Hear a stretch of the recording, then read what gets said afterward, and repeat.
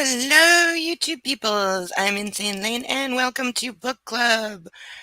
We will start off with our usual recap of the previous, which I'm trying to remember what happened last week. Not a lot happened. Uh, we have we're picking up kind of in the middle of a scene because chapters just end in this book, and I am supposed to have a co-host this evening, but they are not yet here. Hopefully, they will get in here soon. But yeah, we have Anastasia wants to go to her mother's to take a break from Christian because he's too overwhelming and she can't think when he's around and he doesn't give her space or time to think, which is deliberate, by the way. He knows exactly what he's doing. He knows that if she gets away from him for a few days, she might get some actual perspective and see how screwed up this entire situation is and what a monster he is. He doesn't want this. He got very angry. And here's like further proof that he is an absolute like sociopath, psychopath, because he's clearly angry when she brings up that she wants to go away for a couple of days. However, he then controls himself all the way through an entire meal. He sits calmly and makes polite conversation with his family through a 3-course meal at least, and acts like everything's fine. And then, as soon as he can get her alone, turns into a rage machine. And he was so mad that she couldn't keep up in her heels, he literally threw her over his shoulder and whacked her hard on the butt. Because he's taking her to a boathouse so he can literally just hit her.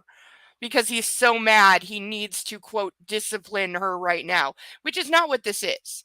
Because this is not a proper BDSM relationship. This is not even consensual at the moment.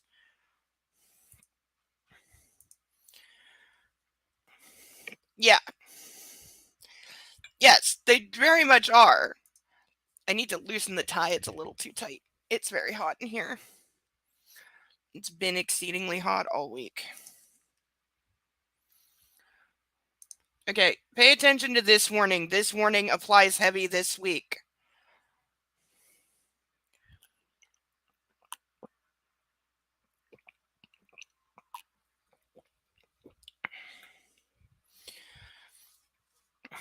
I have the book. I have my riding crop handy.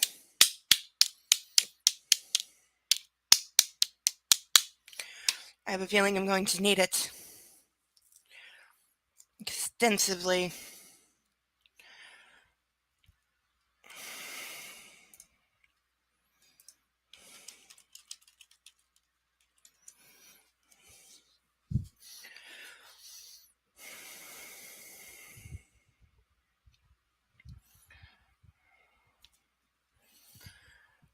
Alright, we got about 30 seconds till YouTube stops listening. We will play our national anthem and then we will get started.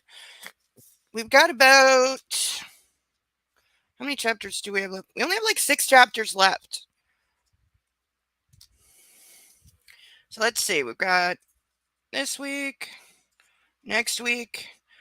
Okay, we may do a big finale with 3 chapters because usually with E.L. James the chapters start getting super short towards the end of the book, so it's easier to fit 3 of them in.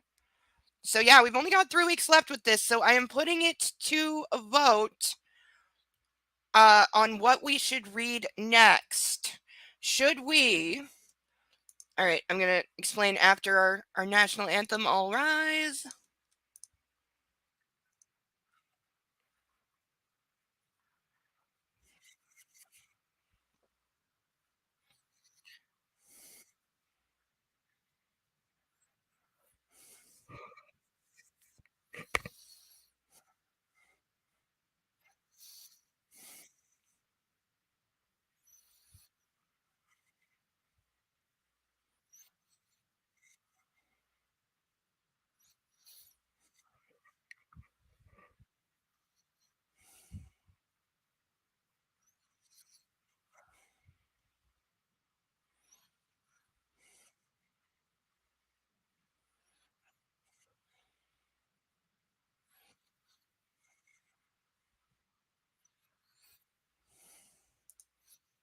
Can't hear? The heck? StreamYards, what are you doing?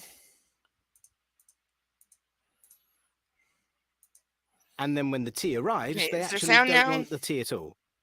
Sure, that's kind of annoying as you've gone to all the effort of making the tea, but they remain under no obligation to drink the tea. They did want tea, now they don't. Some people change their mind in the time it takes to boil the kettle, brew the tea, and add the milk. And it's okay for people to change their mind, and you are still not entitled to watch them drink it. And if they are unconscious, don't make them tea.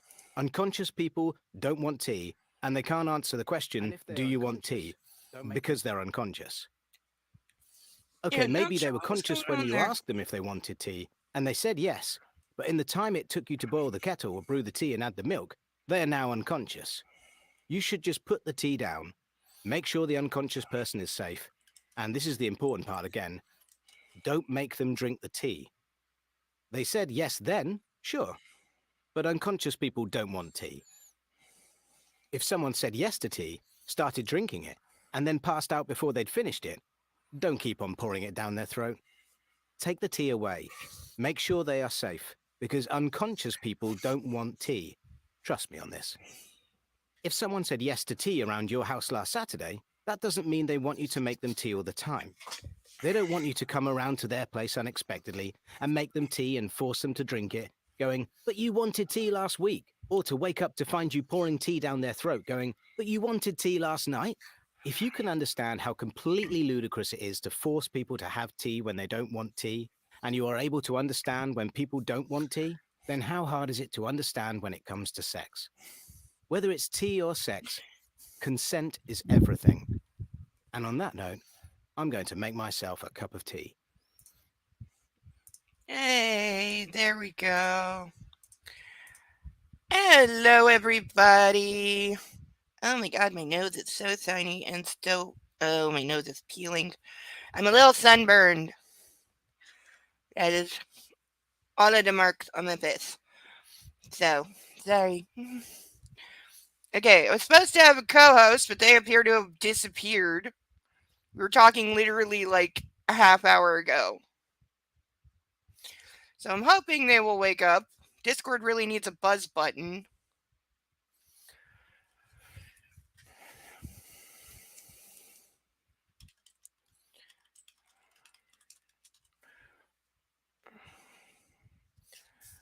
But we are at chapter 20. So here's the poll. And post your choice in the chat. There is also an actual poll up on the Discord of what should we read next. We have two choices. We can either continue the original series by reading 50 Shades Darker, the second book in the original trilogy, or, and I did read this a very, very long time ago, I don't remember anything about it.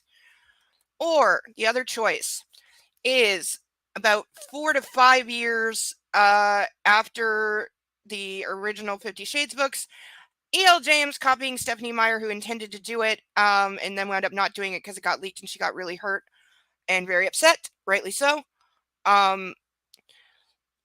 She rewrote 50 Shades as told from Christian Grey's perspective.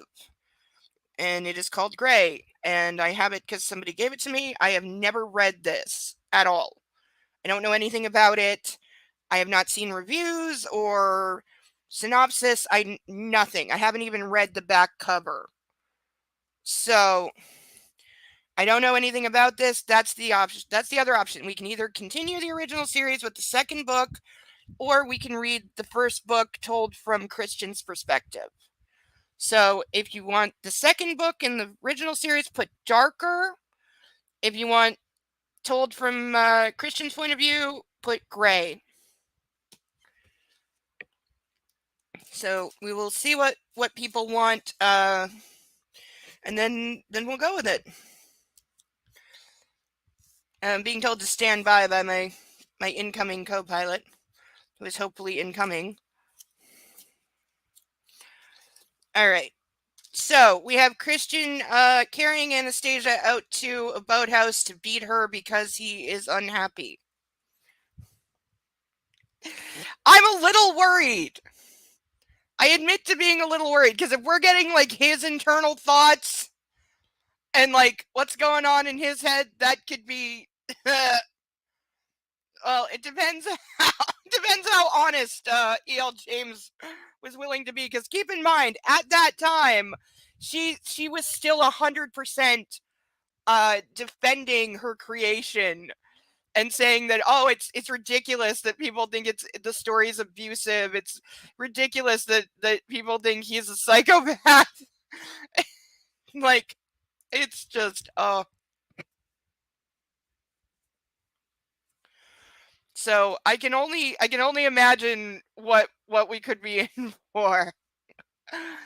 Because yeah, she really did like vehemently defend the character of Christian Grey for a really, really ridiculously long time, saying that no, it's not abusive at all, and he's not a monster. He's not like, the worst.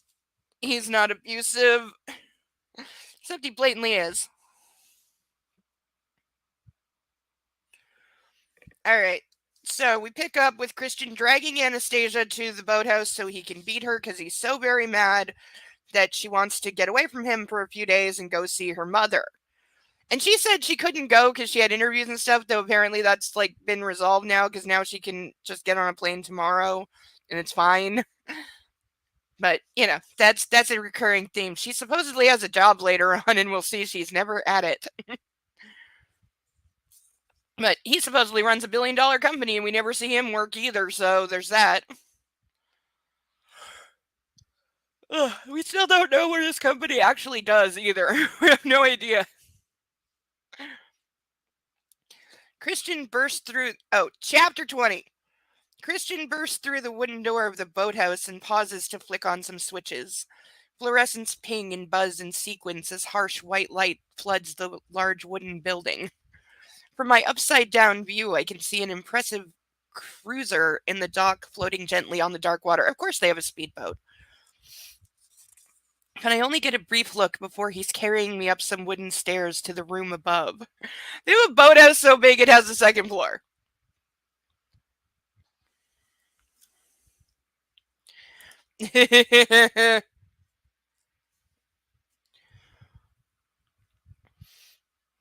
I'm still keeping an eye out for the third book in the other series. It'll happen, folks. Like, mark my words. It will happen.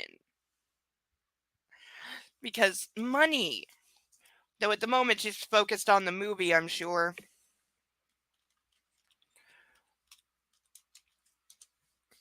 Because she's getting paid to write the screenplay of her own book. Because that's going to go well. Though a lot of authors won't do that. They say it's too hard to adapt your own work, and you have to cut stuff out, and you have to make changes you don't like, and so that's why most authors won't do it. Ugh. Like, I don't think Stephen King's ever written any adaptations of his own work. Though he probably regrets that, because he hates a lot of the adaptations of his own work. Not that I blame him. Those 80s movies were rough. Though a lot of what he writes, you can't really blame people for having a hard time, portraying that in a movie. He's kind of nuts.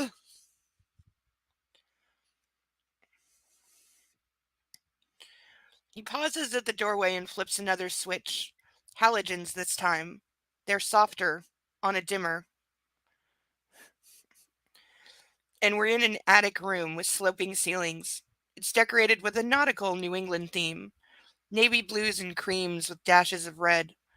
The furnishings are sparse. Just a couple of couches are all I can see. Christian sets me on my feet on the wooden floor. I don't have time to examine my surroundings. My eyes can't leave him. I am mesmerized. He's like, this is leftover vampire crap, I swear.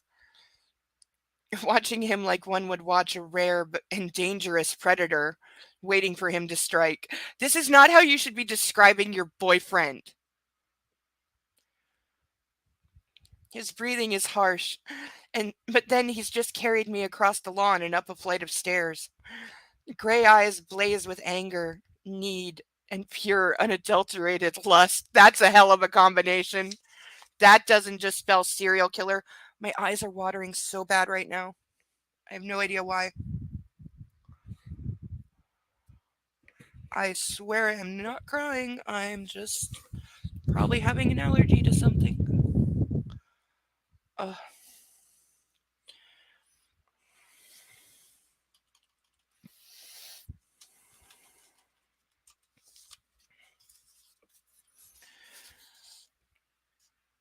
Holy shit. I could spontaneously combust from his look alone. Oh, God. Yes, he did. Yeah. But you gotta love Stephen King. He is completely nuts, though. Completely insane person. You know, as well as just a giant weirdo. But man can write.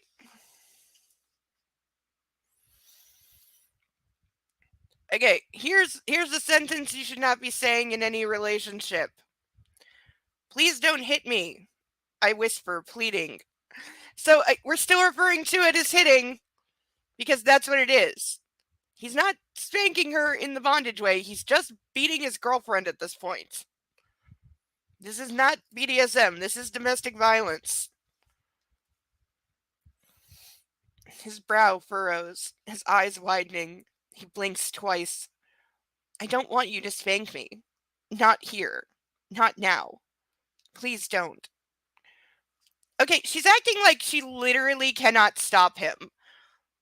Okay, again, she has not signed anything. She agreed to try a couple of things. This is way more than like introduction. This is like next level. And she hasn't said she will be his plaything all the time either. Like, she literally acts like she has no choice at all, and it's driving me crazy. Because the answer is walk out of the boathouse. Tell him no. And leave. You do not actually have to stay there and let him hit you. So in case there was any doubt that she does not consent in this moment and does not want this, it's right there. His mouth drops open in surprise, and beyond brave, I tentatively reach up and run my fingers down his cheek, along the edge of his sideburn, to the stubble on his chin. It's a curious mixture of soft and prickly. Slowly closing his eyes, he leans his face into my touch, and his breath hitches in his throat.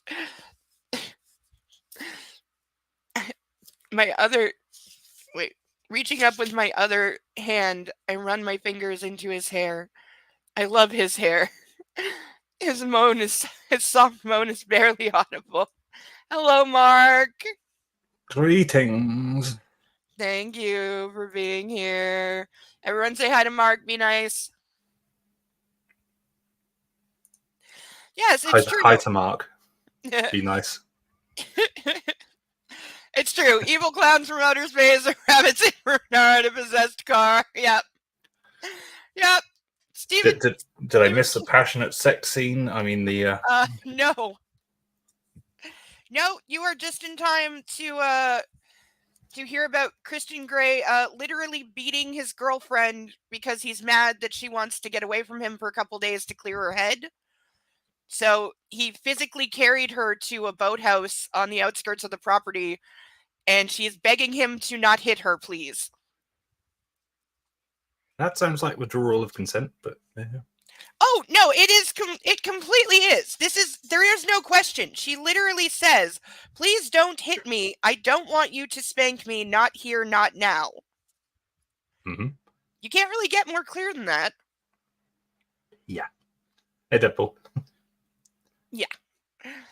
His soft... apparently I have to do this. So. Yes. There we go. Looking sexy. Sexy just in time for the sex scene. Yeah, he did say he wants to hit her and then fuck her. So there's probably one coming. Yeah, God. His soft moan is barely audible. And when he opens his eyes, his look is wary, like he doesn't understand what I'm doing. Yes, because he's not used to women who say no to him. Well, he doesn't understand and he doesn't care. No, he does. That's exactly right. He doesn't understand. He does not care. He's not going to stop. Stepping forward so I'm flush against him, I pull gently on his hair, bringing his mouth down to mine, and I kiss him, forcing my tongue between his lips and into his mouth. He groans, and his arms embrace me, pulling me to him. So now she's trying to placate him with sex. She does this a lot. This is her recurring theme. When he gets mad and she's worried that he's about to hit her, she starts giving him sex. So he'll calm down. Yeah, that's kind of the whole point. That's why he does it. I mean, yeah. His hands find their way into my hair and he kisses me back, hard and possessive. His tongue and my tongue twist and turn together, consuming each other. He tastes divine. He tastes like whatever you just had for dinner. You were literally just eating like 2 seconds ago. He pulls back suddenly, our collective breathing ragged and mingling. My taste of cigarettes and cheese and pickle sandwich. Cheese and pickle sandwich? Mhm. Ew. Not those crappy pickles that they have over there. But,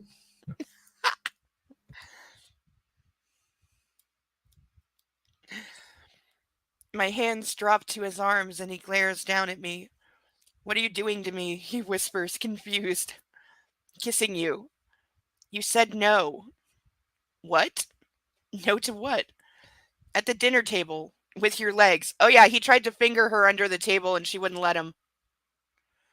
Oh, that's what this is all about. So he's mad that he couldn't do that. He seriously has a fetish for fingering her in public. okay, so he tried to finger her in public. Yeah. Well, while they were having dinner with his parents.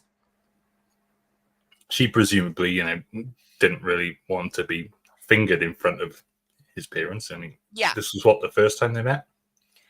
Yeah, this is her first time meeting the parents. And, no mention of the fact that, she's like, hey, don't hit me. I don't want you to hit me right now. No mention of that, saying no. But yeah, he can understand what happens when a woman, sort of like pulls away or what have you. But when they literally say no, apparently that's, yeah, goes completely over the head. Right. And E.L. James says this is how consent works. Yes. Okay. She very much maintains he's not an abuser, that this is not domestic violence. This is more than that. This is pure R-word. Yes. Crimes of grape. Yep. But we were at your parents' dining table. I stare up at him, completely bewildered. No one's ever said no to me before. Press X to doubt. Bullshit. Yeah, no way in hell. And it's so hot. That is not his answer. He does not think being told no is hot. Oh my god, no. Please, no. Apparently, this is where we're going. I'm eating. I'm going to puke. You might want to stop eating. His eyes widen, filled with wonder and lust. It's a heady mix. I swallow instinctively. His hand moves down to my behind, and he pulls me sharply against him, against his erection. She already said she was pressed up against his body. Bang, smack, on the fucking money, right there.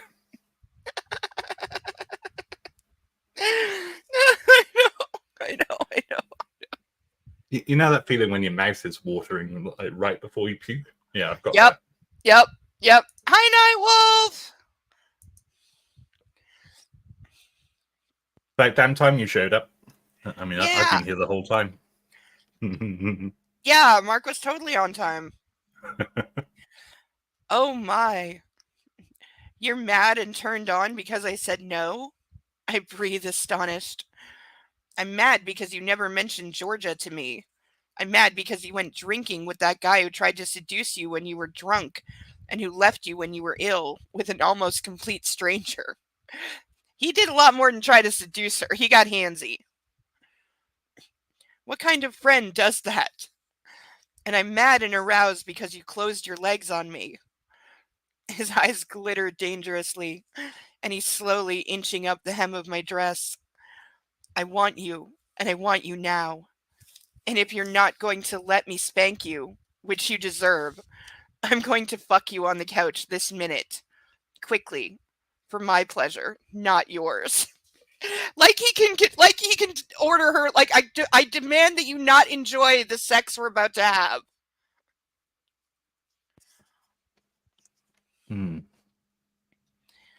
My dress is now barely covering my naked behind. He moves suddenly so that his hand is cupping my sex, and one of his fingers sinks slowly into me. The other arm holds me firmly in place around my waist. I suppress my moan. This is mine, he whispers aggressively. Ah! Ah! Okay, I was trying to get to the end of like the top of the hour before pouring a drink. But Women actually read this. I mean, this got reviews and shit. Yes, it did. By the way, next week there might not be any wine at book club because like the LCBO stores are still closed. They're expected to be closed for another week, and the wine stores are running out of everything. So I've been told. This is the first time since the strike I actually tried to buy alcohol, and it took some doing. Yeah, apparently something that didn't take any doing was writing this bloody book. Oh yeah. Well, there's heavy speculation that with the second one in the other series, The Misses, that it was at least partially written by AI. And it certainly sounds like it. Oh, I guarantee it. Yeah. Absolutely guarantee it. You're damn right, Deadpool. As I say every episode of this, fuck you, E.L. James. Fuck you to hell. Fuck you in the ass for Jesus.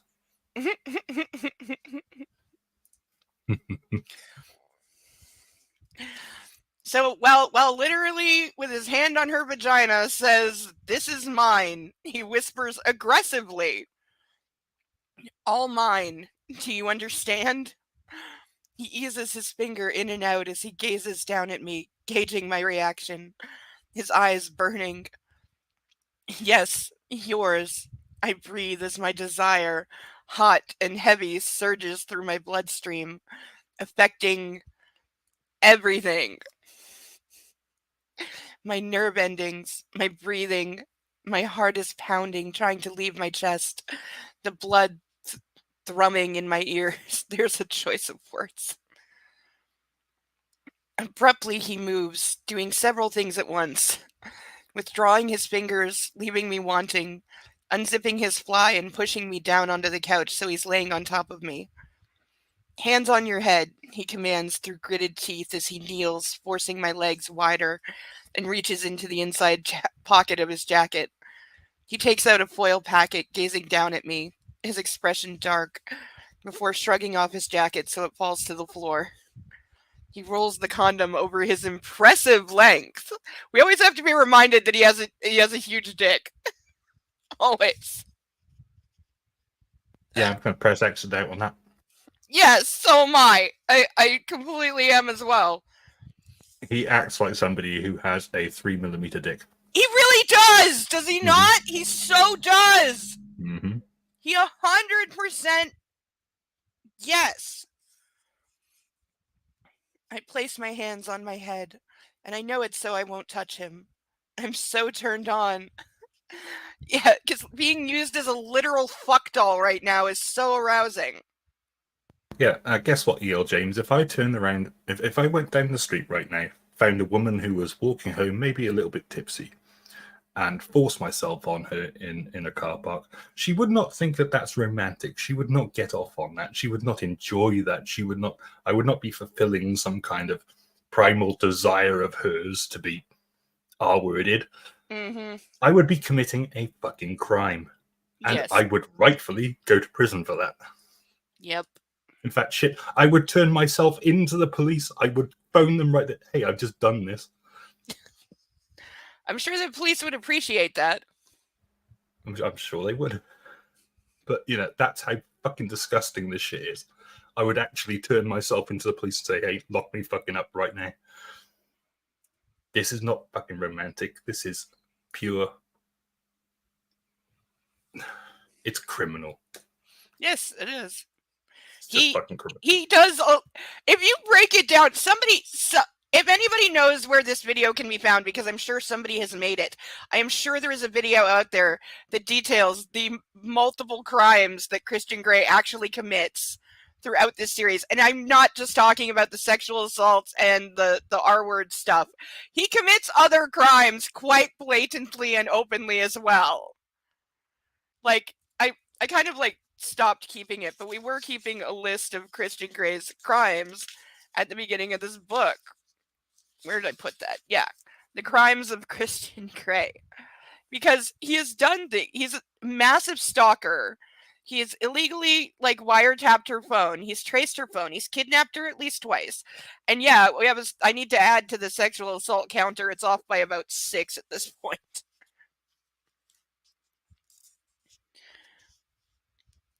I place my hand. Oh yeah.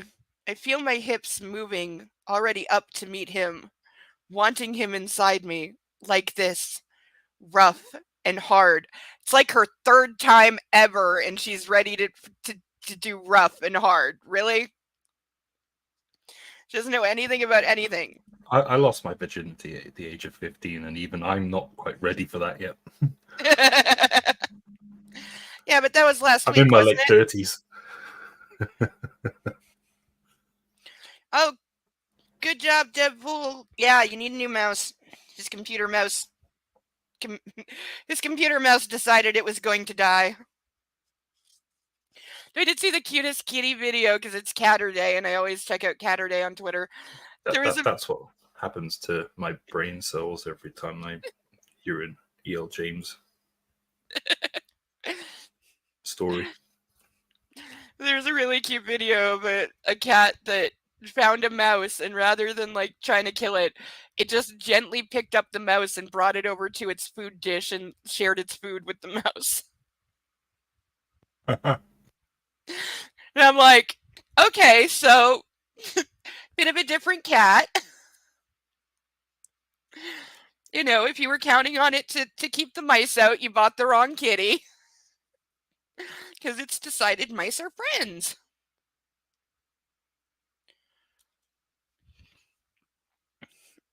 Oh, the anticipation. We don't have long. This will be quick. This is the thing with E.L. James. I think she's never had sex that lasted longer than 60 seconds. Because Christian Grey always warns his victim that it's going to be quick. And Maxim did the exact same thing. He said the exact same thing, and it made me die laughing because the way he said it sounded like well, we know from Maxim that he literally is 1, 2, 3, done every single time. So,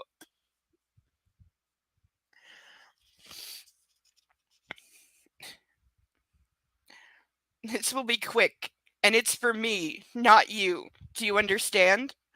Don't come or I will spank you. Still spelling come wrong. And also, what kind of control does he think she has? She hasn't even figured out what's happening when she has an orgasm yet, let alone she has zero ability to control that shit right now. Zero. And like, again, he knows it. He's setting her up. This is a recurring thing with him, is he tells her to do things he knows she is not capable of doing.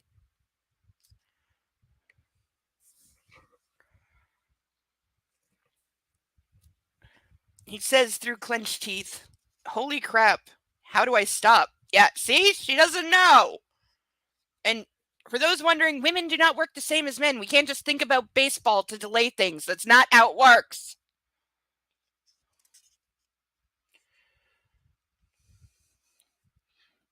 With one swift thrust, he's fully inside me. Always. That is always how characters in E.L. James books have sex. It's always fully in one thrust every single time, even on virgins their first time. It's always that way. There's never like a gently easing it in or working it in or like working up to it or taking things slow. It's always just wham.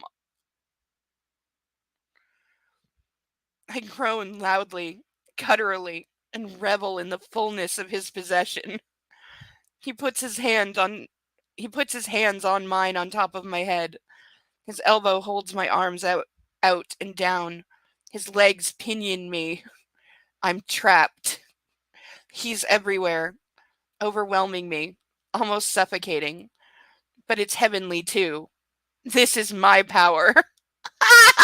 Honey, you have no power in this moment. He's literally saying that she's trapped. Yes, she's in control. Yeah, absolutely. Because no look what she makes him do to her is the implication here. This is 100%. Look what I make him do. Because he's so turned on by me, he just can't help himself. But yeah, he's literally holding like a virgin. He's literally holding her arms down. He's pinned her legs with his legs. She says, I'm trapped, but then says, this is my power. This is what I do to him. There it is. The religious bullshit creeping in. My secret power is I get graped a hell of a lot. Yeah. I get graped everywhere I go. Mark, you're a guy. You should know. You know, when women do something to piss you off, you just can't control yourself. You just have to fuck them on the nearest couch without consent. Apparently so. You know, you can't be expected to, like, I don't know, grow up or control yourself in any way. Mm-hmm. Yeah. And it's hedonistic. It's a hedonistic, triumphant feeling. He moves quickly and furiously inside me, his breathing harsh in my ear, and my body responds, melting around him. I mustn't come, still spelling it wrong. That doesn't surprise me. It's the only type of sex he's ever had. Yes. No, but I'm meeting him thrust for thrust, a perfect counterpoint. Abruptly and all too soon, he rams into me and stills as he finds his release. So Christian also only lasts like a minute. Air hissing through his teeth. He relaxes momentarily, so I feel his entire delicious weight on me. I'm not ready. Okay, that is not how men... they do not hiss like a fucking snake. Yeah, he apparently does. What the fuck? He does. Yeah, he doesn't. I don't know. Maybe he's trying to be quiet. What the fuck? I don't know. Oh my god, E.L. James. I'm not ready. It's time you lost your virginity, love. I'm not. She has children. Fucking. Jesus Christ! Go out to a couple of pubs and just shag a couple of blokes in the showers or something. Just married. Just do something. I mean, of course she's married. It's been so fucking long since she had any that she's still got a pack of condoms from fucking 1984. I probably have like seriously old condoms somewhere in a drawer. So do I probably, but but I got a ring. It's expected. In hell. Oh my god.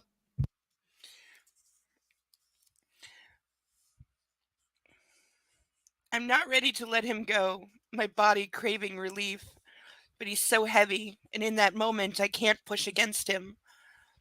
All of a sudden he withdraws, leaving me aching and hungry for more. He glares down at me. Don't touch yourself. I want you frustrated. That's what you do to me by not talking to me, by denying me what's mine. His eyes blaze anew, angry again. He was relaxed for 1 second and went back to Rage Monster, and he's saying, I want you frustrated because that's what you do to me when you don't let me finger you in front of my parents.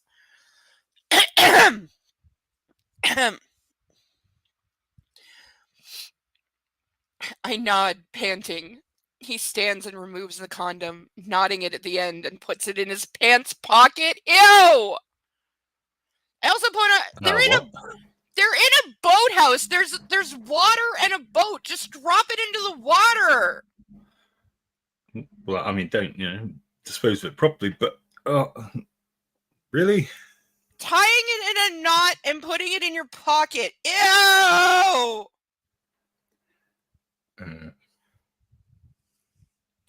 I gaze at him, my breathing still erratic, and involuntarily I squeeze my thighs together, trying to find some relief.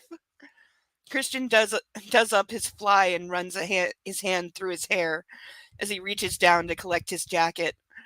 He turns back to gaze down at me, his expression softer. Would that be the same hand that he used to finger it with? Probably. No wonder how that's how he keeps his hair slicked and sort of parted to one side, just like. Yep. Hey, Maxim ran his hand through his hair when it was covered with Alessia's virgin blood. E.L. James is fucking sick. He did. He did. I mean, don't get me wrong. I'm all for people exploring their kinks, but I mean, fuck.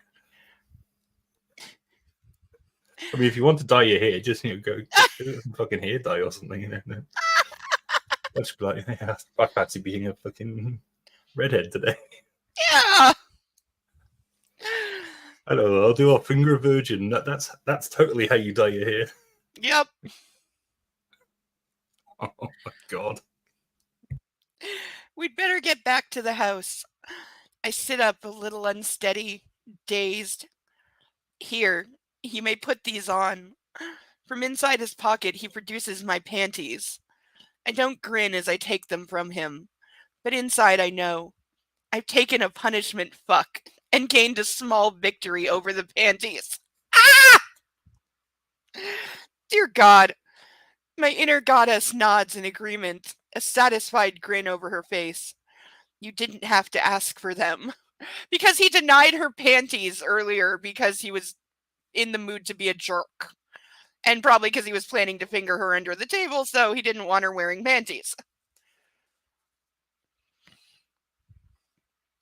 Christian, Mia shouts from the floor below. He turns and raises his eyebrows at me. Just in time. Christ, she can be really irritating. I scowl back at him, hastily restore my panties to their rightful place, and stand with as much dignity as I can muster in my just fuck state. Quickly, I attempt to smooth my just fucked hair. Up here, Mia, he calls down. Well, Miss Steele, I feel better for that, but I still want to spank you, he says softly, because he always wants to hit her. I don't believe I deserve it, Mr. Gray, especially after tolerating your unprovoked attack. Again, these are not the words you should be using in a relation.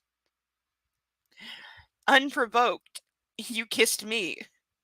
He tries his best to look wounded. I purse my lips. It was attack is the best form of defense. Defense against what? You and your twitchy palm. So at least she admits that she's telling him, yeah, I gave you sex so you wouldn't hit me. Let's see if he gets this concept. He cocks his head to one side and smiles at me as Mia comes clattering up the stairs. But it was tolerable, he asks softly. I flush. Barely, I whisper, but I can't help my smirk. Oh, there you are, she beams at us. I was showing Anastasia around. Christian holds his hand out to me, his gray eyes intense. He puts my hand into his, and he gives a soft squeeze. Kate and Elliot are about to leave. Can you believe those two? They can't keep their hands off each other. Mia feigns disgust and looks from Christian to me. What have you been doing in here? Geez, she's forward. I blush scarlet. Showing Anastasia my rowing trophies, Christian says without missing a beat, completely poker-faced. Let's go say goodbye to Kate and Elliot. Rowing trophies? He pulls me gently in front of him, and as Mia turns to go, he swats my behind. I gasp in surprise. I will do it again, Anastasia, and soon, he threatens quietly, close to my ear. And then he pulls me into an embrace, my back to his front, and kisses my hair. He just had to hit her once. He just had to. Well, I'm not going to eat for another 24 hours. Back in the house, Kate and Elliot are making their farewells to Grace and Mr. Gray. Kate hugs me hard. I need to speak to you about antagonizing Christian. I hiss quietly in her ear as she embraces me. I'm sorry, if you're having to tell your friends don't piss off my boyfriend because he's psycho, he needs antagonizing. Then you can see what he's really like. Be careful, Anna. He's so controlling, she whispers. See you later. See, again, Kate has had the read on Christian from the beginning. She has had the read on him from moment one. She does not trust him. And yet she didn't stop him from breaking into their apartment and going into Anastasia's room and spending the night when she didn't want him to.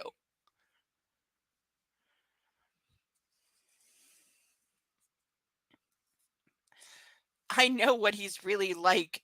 You don't. I scream at her in my head. I'm fully aware that her actions come from a good place, but sometimes she just oversteps boundaries. She is so not. She's not. She's the one overstepping boundaries? No, I was going to say, no, Kate is not overstepping any kind of boundaries by saying, person I have lived with for 4 years and is my friend, he's really controlling. He's really he literally... Yeah, he literally wants total control of her every second of every day, all the time. In everything from what she wears but to what she eats. It's not controlling, it's romantic. Fuck off, James, you twat. Yeah, just because he wants to tell her, like, what to wear, when to sleep, what to eat, when to work out, send her to a beauty salon that's run by his former abuser / Dom. Because she knows how to... If I said half, even a fraction of the shit that he says to her... Oh, yeah. To my wifey, I would be spanked with a car at 120 miles per hour in the face. And I would deserve it. Because what the fuck? Yep. I'm guessing you didn't talk to the wifey like this when you were trying to get her to marry you. Nope. No chance.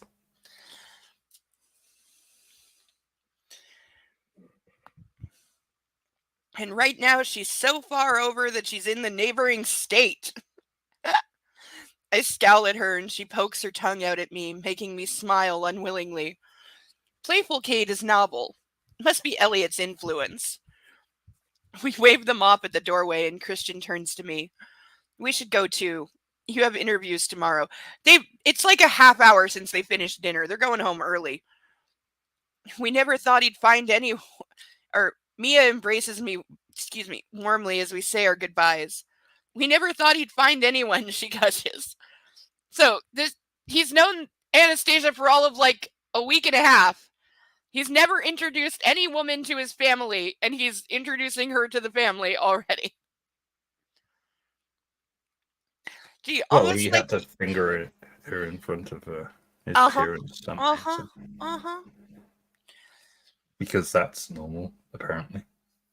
Yeah, he does it like repeatedly though. He's got a thing for like some like public exhibition. Like it's a very much a look what I'm getting away with. It's so immature. Or like I'm so powerful I can just do this in the middle of a fine dining restaurant and nobody knows and who cares if they do. Like I flush and Christian rolls his eyes again. I purse my lips. Why can he do that when I can't? I want to roll my eyes back at him, but I do not dare. Not after his threat in the boathouse. Again, words that should not be part of your relationship, that your boyfriend threatens you about rolling your eyes. Take care of yourself, Anna dear, Grace says kindly. Christian, embarrassed or frustrated by the lavish attention I'm receiving from the remaining Greys, grabs my hand and pulls me to his side. So he's pissed off that his mommy is paying attention to her. How dare people be polite? Uh-huh. Yeah, how dare people treat her with respect? I mean, it's inconceivable that anybody could respect the low-life scum that's on your arm. You know? Yeah, almost What like they're the treating fuck? her like she's a person Mm, and not just an object for him to stick his dick in. funny how that works. I mean, you honestly, Christian, if you want something that just sits there and or just lies there and gets fucked and you can spank whenever you want, just get a fucking sex doll like everybody else. I know, right? Problem solved. Let's not frighten her away or spoil her with too much affection, he grumbles. Christian, stop teasing, Grace scolds him indulgently. Yeah. Let's not treat her like a human being so Yeah. she knows how Uh-huh. badly he treats her. Let's not remind her that she is a person. No, that's not allowed. No. Fucking, I hate this fucking scumbag with a patch. I'd smack him in the mouth right now if he was a real person. I'm tempted to go find Jamie Dornan just to like have it out with him in the fucking street. Like, dude, how could you? You're a traitor to all fucking men. That's how bad I feel about this character right now. Poor bastard. I bet he gets some. I bet he's got some interesting fan mail.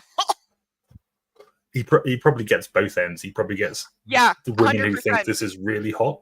Yep. The like one in the psych ward down at the local. Yep. And he probably gets a bunch of hate mail as well. I can guarantee it. Absolutely. Poor bugger. I know. Her eyes glowing with love and affection for him. Somehow I don't think he's teasing. I surreptitiously watch their interaction. It's obvious Grace adores him with a mother's unconditional love. He bends and kisses her stiffly. Mom, he says. There's an undercurrent in his voice. Reverence, maybe? Mr. Gray, goodbye and thank you. I hold out my hand to him and he hugs me too. Please, call me Carrick. I do hope we see you again very soon, Anna. Our farewell said, Christian leads me to the car where Taylor is waiting. Has he been waiting We here hope he hasn't murdered you by the next meeting. Yes, I know. You feel like that's what his family is saying. Like, will we ever see her again, or will her picture be on the 6 o'clock news? All of the last ones didn't last long enough for the first meeting. That's how they've never seen them. Yeah, there you go. They all got murdered in like the first 2 days. Yep. Taylor opens my door and I slide into the back of the Audi. I feel some of the tension leaving my shoulders. Geez, what a day. I'm exhausted, physically and emotionally. After a brief conversation with Taylor, Christian clambers into the car beside me. He turns to face me. Well, it seems my family likes you too, he murmurs. Too? The depressing thought about how I came to be invited pops unbidden and very unwelcome into my head. Taylor starts the car and heads away from the circle of light in the driveway to the darkness of the road. I gaze at Christian and he's staring at me. What? He asks, his voice quiet. I flounder momentarily. No, I'll tell him. He's always complaining that I don't talk to him. Okay, she talks to him. He just doesn't listen. I think that you felt trapped into bringing me to meet your parents. My voice is soft and hesitant. If Elliot hadn't asked Kate, you'd never have asked me. I can't see his face in the dark, but he tilts his head, gaping at me. Anastasia, I'm delighted you've met my parents. Why are you so filled with self-doubt? Maybe because you're always putting her down. Yeah, and constantly making it very, very clear that her opinion and her feelings don't count. Are relevant to you. You're going to do what you want to do, whether she likes it or not. I mean, yeah, that's kind of a big deal. I Yeah, mean, that's no, why this is not fucking romance, and this I shouldn't be fucking normalized. E.L. No, James, he twat. literally says repeatedly that it's about him. Like what Mhm. the way he just fucked her. He said, "This is for me, not you. I don't want you to enjoy it." Like it never ceases to amaze me. You're such a strong, self-contained young woman. Okay, we have more of like the E.L. James like way of writing a character where other people just tell you that she's strong or smart or funny or whatever because she sure as fuck has never shown that trait herself. I would not Mhm. call this woman strong in any way. But you have such negative thoughts about yourself, which he reinforces constantly. If I hadn't I think wanted. at this point that they're well earned negative thoughts. Yes. That's the only thing she's demonstrated so far is the fact that she's a sex toy. Yes. That is her entire existence. Yeah. She's irrelevant otherwise. I mean, you could Yeah. literally take her out of this story, replace her with a sex doll. Mm-hmm. Yeah, maybe one that doesn't even have arms and legs or anything Yep, like that. Just quite literally possibly. just torso, and Well, he likes the world, so it has to have a head. it would just be exactly the same. Mm-hmm, It'd be no mm-hmm, different. mm-hmm. I mean, that's how much character development she's got. Yep. If I hadn't wanted you to meet them, you wouldn't be here. Is that how you were feeling the whole time you were there? Oh, he wanted me there? And it's a revelation. He doesn't seem uncomfortable answering me as he would if he were hiding the truth. He seems genuinely pleased that I'm here. A warm glow spreads slowly through my veins. He shakes his head and reaches for my hand. I glance nervously at Taylor. Don't worry about Taylor. Talk to me. I shrug. Yes, I thought that. And another thing, I only mentioned Georgia because Kate was talking about Barbados. I haven't made up my mind. Do you want to go and see your mother? Yes. He looks oddly at me, like he's having some internal struggle. Can I come with you? He asks eventually. What? I don't think that's a good idea. Why not? I was hoping for a break from all this. Intensity to try. No, it says intensity to try to think things through. Wait, what? Yeah. I was hoping for a break from all this. ... Intensity to try and think things through. Oh, she's saying she needs a break from the intensity of their relationship. It's Right, just yeah. really badly written. Really badly written. Hi, Deadpool. How's your new mouse? Does it squeak? Does it have fur? Does it have tiny little ears? And has it by any chance seen the rubber duck? The rubber duck's gone missing again. Oh no! I can't find the rubber duck anywhere. It was right here on my desk, and then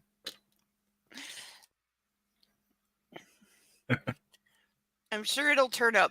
it was like a fart. It was gone with the wind. Did you order a pilot rubber duck? Not yet. It's on my list. Yeah, you need the pilot rubber duck. I want a picture in my Discord when you get it. And it has to be on your pilot's hat.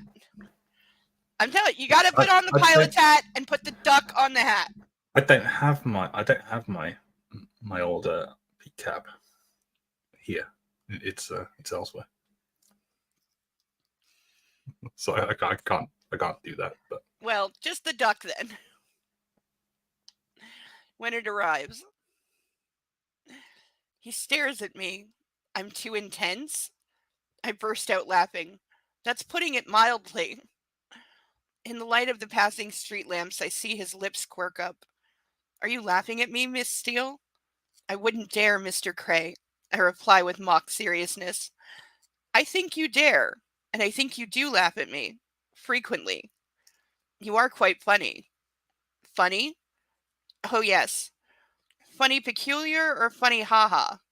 James Veitch. Oh, yes. Yep, the one Yep. with the ducks. Yep. Yeah, that is one of the best like clips of all time. In fact, I love it. I showed Lemon Tart that earlier. It's so good. She was struck because she one of the gifts from that is available in Discord. You type in rubber ducks, and that's one of the gifts that comes up. Is the the scene where he's got like the plug coming out of the socket, out of the bathtub and Nuremberg and all that sort of thing. And so yeah, I was like, "Have you seen the video that's from?" She's like, "No." I was like, "Right, it's in the side chat." Boom. Yep. All power to the ducks.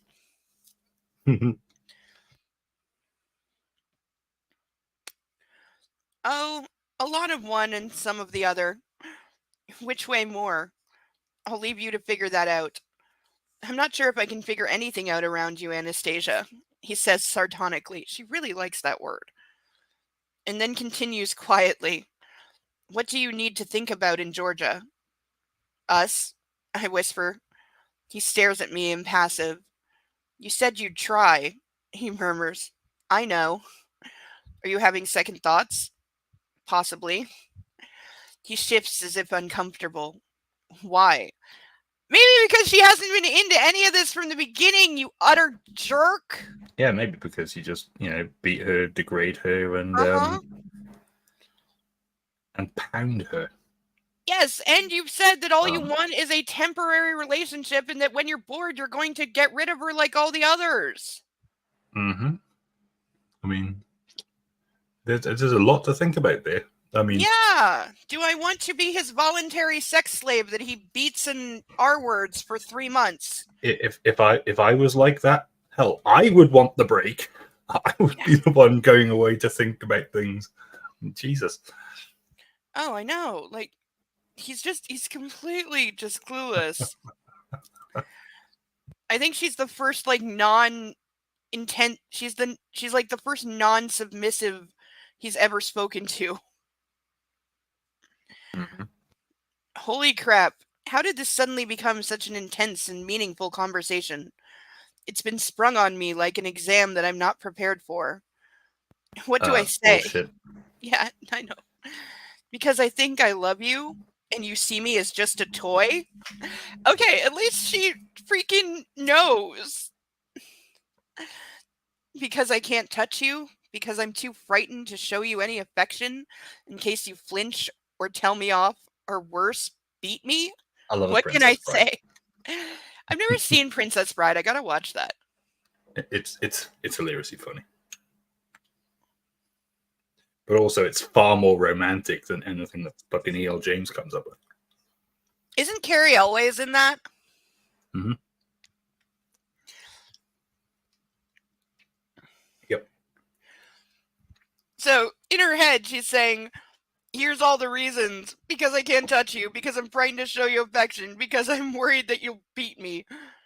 But she doesn't actually say any of that out loud. Because, of course, and E.L. James will pretend that she did. Oh, yeah. She's so brave that she... Uh-huh. She's so brave, she's running away to a different state to see her mommy. Mm-hmm. I stare momentarily out of the window. The car is heading back across the bridge. We're both shrouded in darkness, masking our thoughts and feelings. But we don't need the night for that. Why, Anastasia? Christian presses me for an answer. I shrug, trapped. I don't want to lose him. In spite of all his demands, his need to control, his scary vices, I've never felt as alive as I do now. It's a thrill to be sitting here beside him. He's so unpredictable, sexy, smart, and funny. But his moods. Oh, and he wants to hurt me. When he does get bored and leaves her, congratulations, you're never going to have a normal relationship again. Mandy Patinkin is in that? Oh, that's going to mess with my head because I know him from Criminal Minds.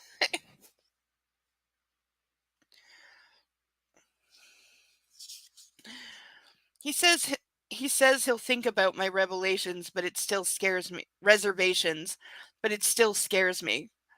I close my eyes. What can I say? Deep down, I would just like more. More affection. More playful Christian. More love. He squeezes my hand. Talk to me, Anastasia. I don't want to lose you. This last week, we're coming near to the end of the bridge, and the road is once more bathed in the neon light of the street lamps, so his face is intermittently in the light and the dark. It's such a fitting metaphor. This man who I once thought of as a romantic hero, a brave, shining white knight, or the Dark Knight, as he said. He's not a hero. He's a man with serious, deep emotional flaws, and he's dragging me into the dark. Can I not guide him into the light? I'm sorry, was she high when she wrote that last paragraph? No, you can't. You absolutely can't. It's the Got I something can going. change him trope. It's time for the I can change him. Yeah, I'm gonna be different. I'm 'Cause not gonna be I like all of can- the others that he. Yep, I can heal the wounded puppy. And He's then not he'll wounded. be perfect. He's a fucking narc. Yes. Yeah, no, this is not emotional flaws. This is not a traumatic past, which again doesn't. Again, they played that up in the What movies he to needs, justify him. apparently. It's not in the book. Yeah, what he needs. Yeah, even the best version of him in the movies. What he needs is proper professional help. Oh yeah. And I don't Hell mean yeah. like escorts and things like that. I mean No, like actual, yeah. actual therapy, intensive therapy, yada yada yada. Well, He doesn't. Yeah.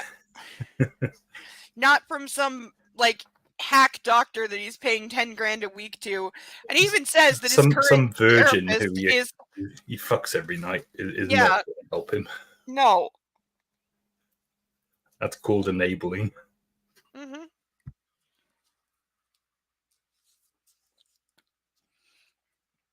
And if she was actually experienced and she was actually brave, then she would she'd realize that. Oh yeah. But she's too stupid to exist. I still want more, I whisper. I know, he says. I'll try. I blink up at him, and he relinquishes my hand and pulls at my chin, releasing my trapped lip. For you, Anastasia, I will try, he says, radiating sincerity. And that's my cue. Bullshit. Oh yeah, total fucking bullshit. I unbuckle my seatbelt, reach across and clamber into his lap, taking him completely by surprise. Wrapping my arms around his head, That's I kiss how him. to appear like you're committing without actually committing. Yeah. 101. Saying I'll try. Yeah. Is this in the guy playbook that they give you guys in middle school on how to scam on girls for a long? Primary school or elementary, yeah. So usually year 1, first grade. Uh-huh. Yeah. I tried it with a wife once. She was like, she called me out on that bullshit within 3 fucking seconds. Good girl. I was like, good. I kiss him long and hard, and in a nanosecond he is responding. Stay with me tonight, he breathes. If you go away, I won't see you all week. Please? Yes, I acquiesce, and I'll try to. I'll sign your contract. And it's a spur of the moment decision, because that's really how you want to decide that. Yeah. I mean, yeah, literally, I mean, I still don't even think that would be. I mean, it wouldn't be. It's not legal. There's no. And like he even admits that. That's an agreement. Yeah, It's like a private agreement. I mean, fuck. It still would not. It's a really bad agreement to sign. Yeah, it is. Definitely not do that. No. He gazes. Under any circumstances. I know. He gazes down at me. Sign after Georgia. Think about it. Think about it hard, baby.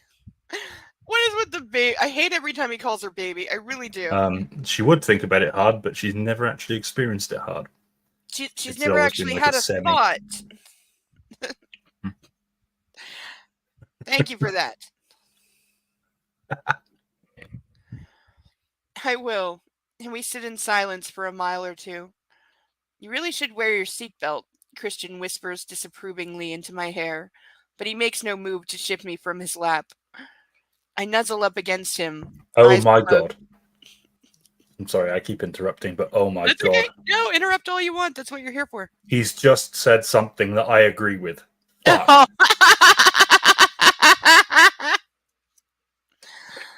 When the hell did he become like the... Oh. He's got like a safety thing.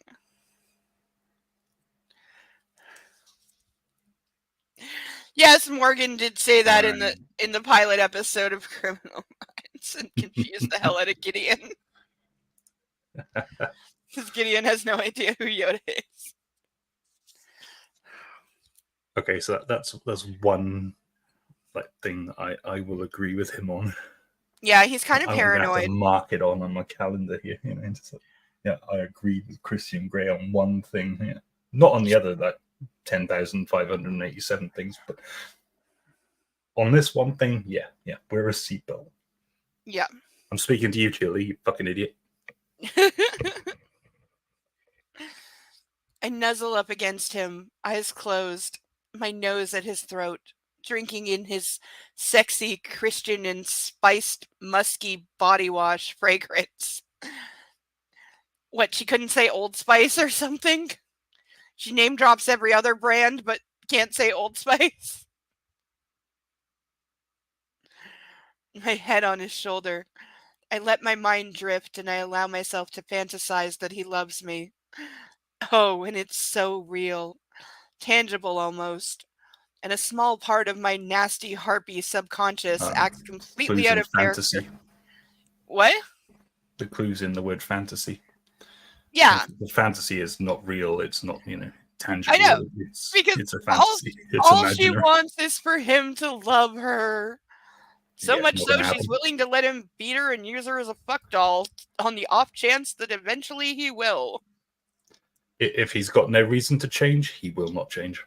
No, but she's going to change him. Remember, she can change him and Why? Why heal would his he? wounded puppy. I know he's got absolutely no reason to because he's got everything. He's There's no a spoiled no toddler. incentive whatsoever. No, because he has no reason to change anything about his life at all. What was it? And it was Knocked Up. The film Knocked Up. You ever seen that? No, but I've heard. Katherine Heigl and Seth. Oh, anyway, her sister turns around and says, "Hey, look, this deadbeat guy is not going to change unless you give him a reason to change." She's the crazy one in that film, and she's absolutely bloody right. If he's not got any reason to change, he's not going to. You can sit there and fantasize as much as you like about it, but it's not going to happen. And anybody who reads this, be warned: if you try this with your boyfriend, they will not fucking change for shit. Nope. They will keep doing what they do because reasons. Yes, and simplicity. People don't change. Sex on tap. Yeah, which he's got. I'm careful not to touch his chest, but just snuggle in his arms as he holds me tight. How exactly are you doing this?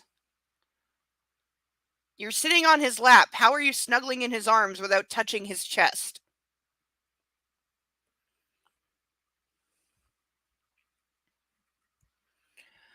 All too soon, I'm torn from my impossible daydream. We're home, Christian murmurs.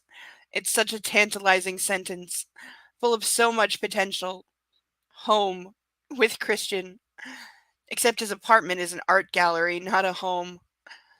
Taylor opens the door for us, and I thank him shyly, aware that he's been within earshot of our conversation. But his kind smile is reassuring and gives nothing away. Once out of the car, Christian assesses me critically. Oh no, what have I done now? This should not be your thought when your boyfriend's looking up and down your body. Why don't you have a jacket?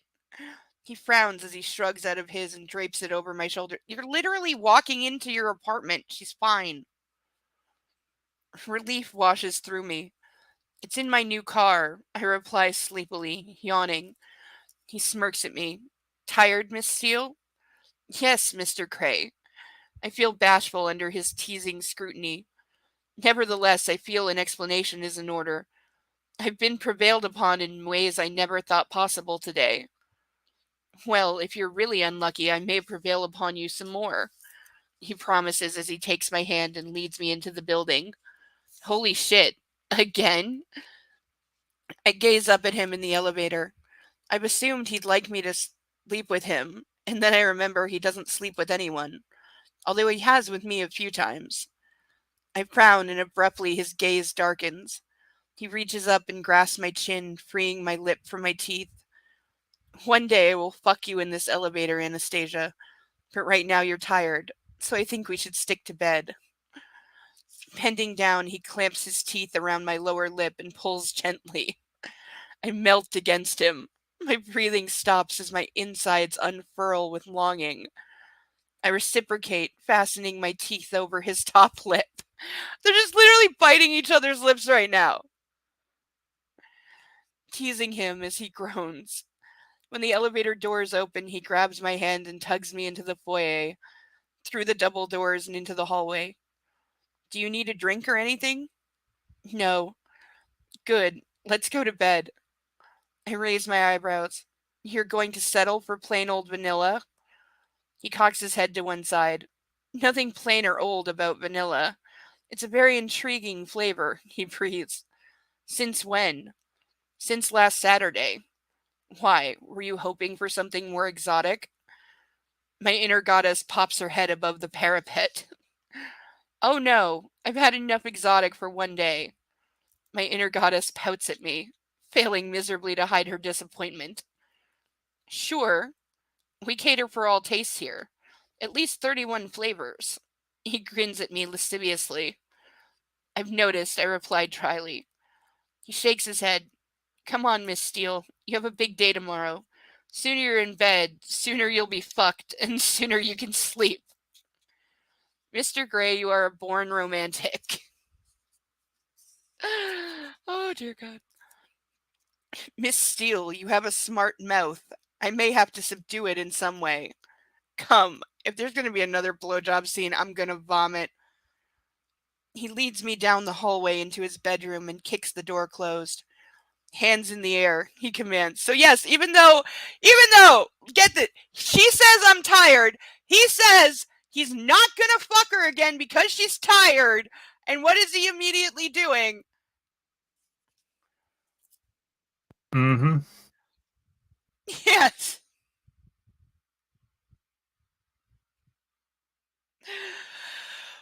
Oh yeah. Absolutely.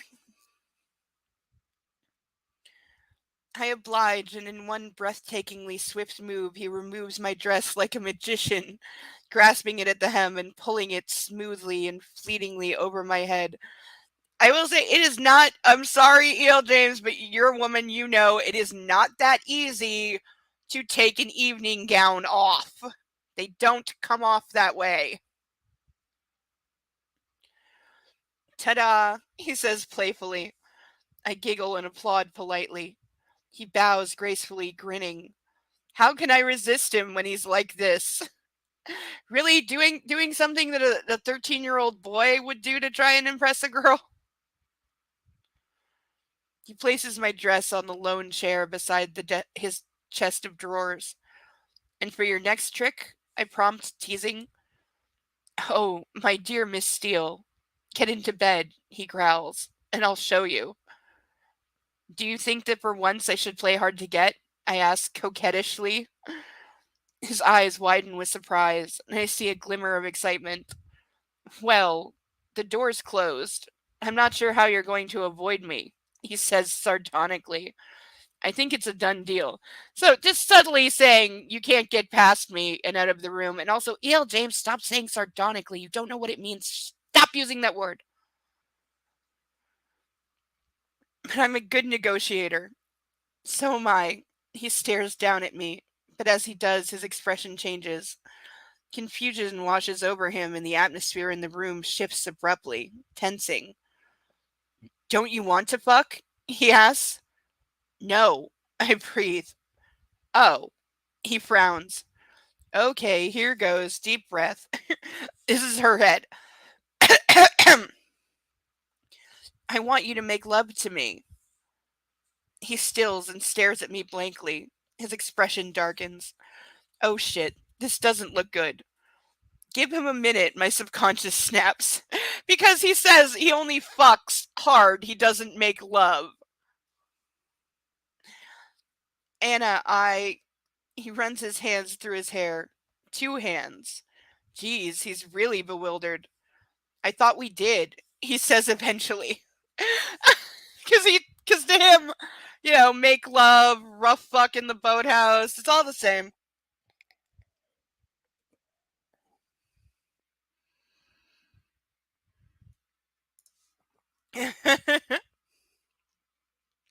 I know the damn feeling.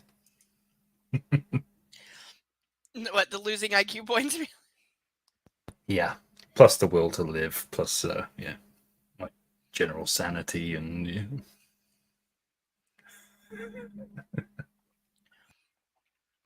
Like I said, I want a video of you trying to explain the plot of this or either of the other books to your wife. Oh, shit, she knows. Has she read these? I believe so.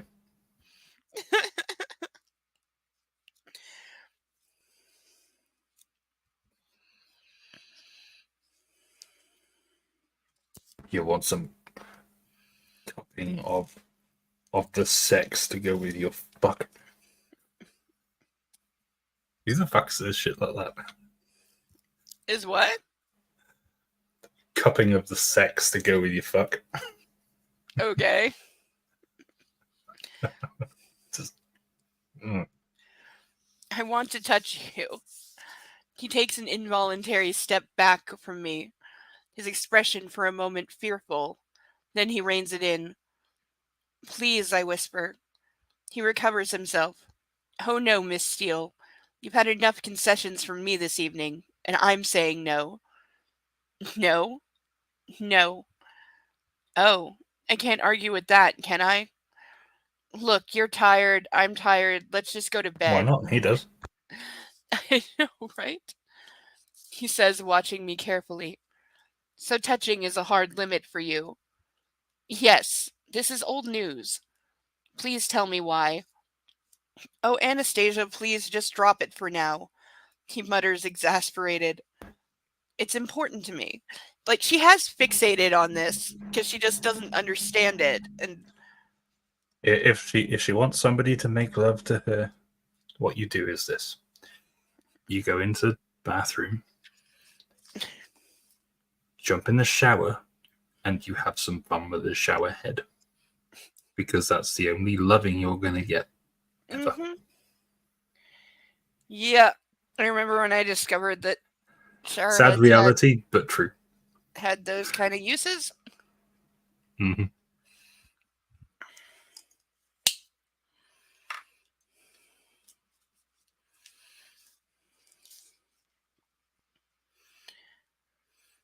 Again, he runs both hands through his hair, and he utters an oath beneath his breath. Turning on his heel, he heads for the chest of drawers, pulls out a t-shirt and throws it at me. I catch it, bemused. Put that on and get into bed, he snaps, irritated. I frown, but decide to humor him. Turning my back, I quickly remove my bra, pulling the t-shirt on as hastily as I can to cover my nakedness. I leave my panties on. I haven't worn them for most of the evening. I need the bathroom. My voice is a whisper. He frowns, bemused. Now you're asking permission? No. Anastasia, you know where the bathroom is. Today at the point... Yeah, she didn't say, can I use the bathroom? She was like, I need to go to the bathroom. Yeah. You see, Today- this is the part where you get the shower head and, Yeah. Or maybe even just use your fingers. I mean, Electric toothbrush. preferably his. Yep. Today, at this point in our strange arrangement, you don't need my permission to use it. He cannot hide his irritation. He shrugs out of his shirt and I scoot into the bathroom. I stare at myself in the overly large mirror, shocked that I still look the same. After all I've done today, it's still the same ordinary girl gaping back at me. What did you expect? That you'd grow horns and a little pointy tail? My subconscious snaps at me. And what the hell are you doing? Touching is his hard limit. Too soon, you idiot. He needs to walk before he can run. My subconscious is furious. Medusa-like. Oh, the irony. The fucking irony. He needs to walk before he can run. Yes. But no, she has to berate herself. He's not the only one, love. He's not the only one. I know, that's the thing. Like, she acts like he's literally the only man in the world, and it's to know she's in love with him. She can't live without him. She can't let him go. They're destined. So get a real boyfriend. They're destined to be together. Don't you just want them to end up together because they have so much chemistry? I think puking is far more appetizing. Uh-huh. Medusa-like in her anger, hair flying, her hands clenched around her face, like the Edvard munches the scream. I ignore her, but she won't climb back into her box. You are making him mad. Think about all that he's said. All that he has conceded. What the fuck has he conceded? He has conceded nothing. But they're acting like because he took her to meet the parents and agreed that occasionally they'll be seen in public. And that's the first time he's ever done that, because usually his submissives are like his dirty little secret and nobody knows he has them and he's never been seen in public with a woman. It's like, oh, yeah.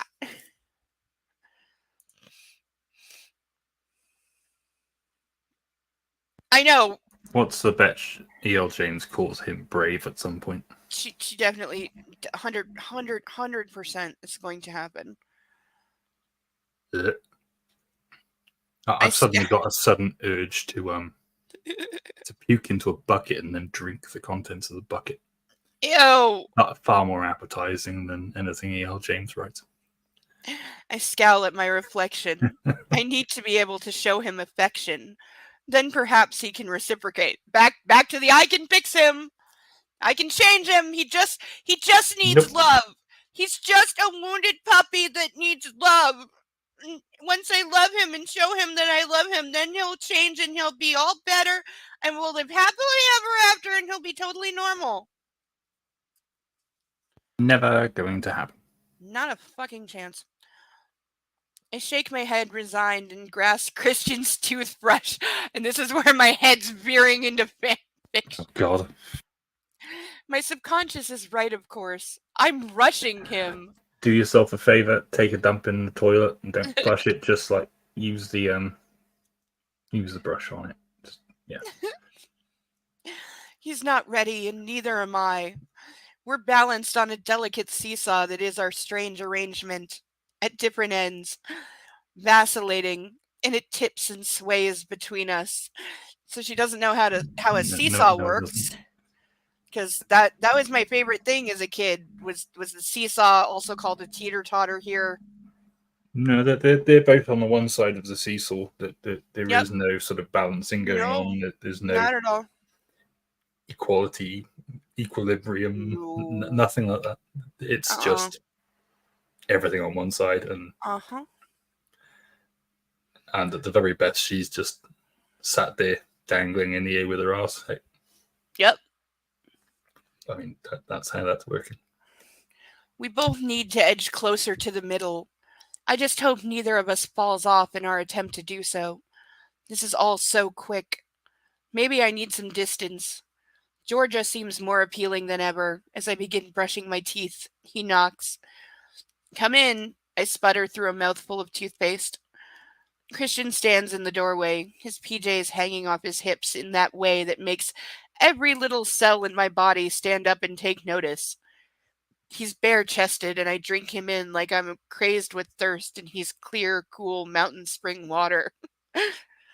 He Now gazes all at she me. needs is every cell in her body to turn around and run the other way. Yes. Wow, this chapter is like really fucking long. We will finish this chapter. We will, and then we have one more after it. Oh my god. Yeah, no, there's a 2-chapter rule, but yeah, this chapter is long. The next one's got to be short. A bit like him. Yes. Yeah, this again, E.L. James is very uneven with the pacing, so yeah, this is genuinely a long chapter, but it'll even out. I page count, so we're good. He gazes at me impassively, then smirks and comes to stand beside me. Our eyes lock in the mirror, gray to blue. I finish with his toothbrush, rinse it off, and hand it to him, my look never leaving his. Wordlessly, he takes the toothbrush from me and puts it in his mouth. I smirk back at him, and his eyes are suddenly dancing with humor. Do feel free to borrow my toothbrush. His tone is gently mocking. Thank you, sir. I smile sweetly, and I leave, heading back to bed. A few minutes later, he joins me.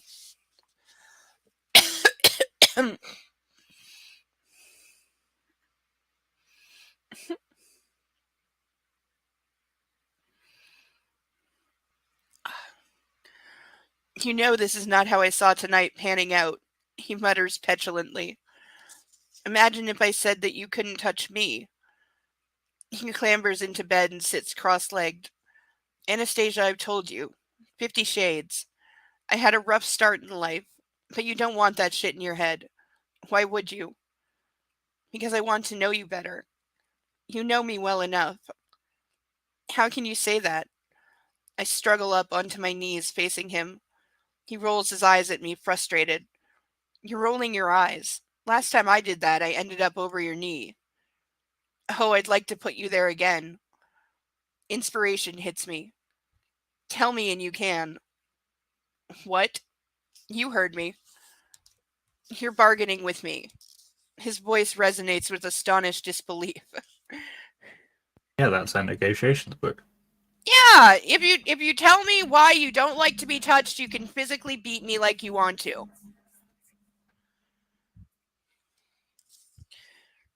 I nod. Yes, this is the way. Negotiating. It doesn't work that way, Anastasia. Okay, tell me and I'll roll my eyes at you. He laughs and I get a rare glimpse of carefree Christian. I've not seen him for a while. He sobers, always so keen and eager for information. He gazes at me speculatively. After a moment, he gracefully climbs off the bed. Don't go away, he says, and exits the room.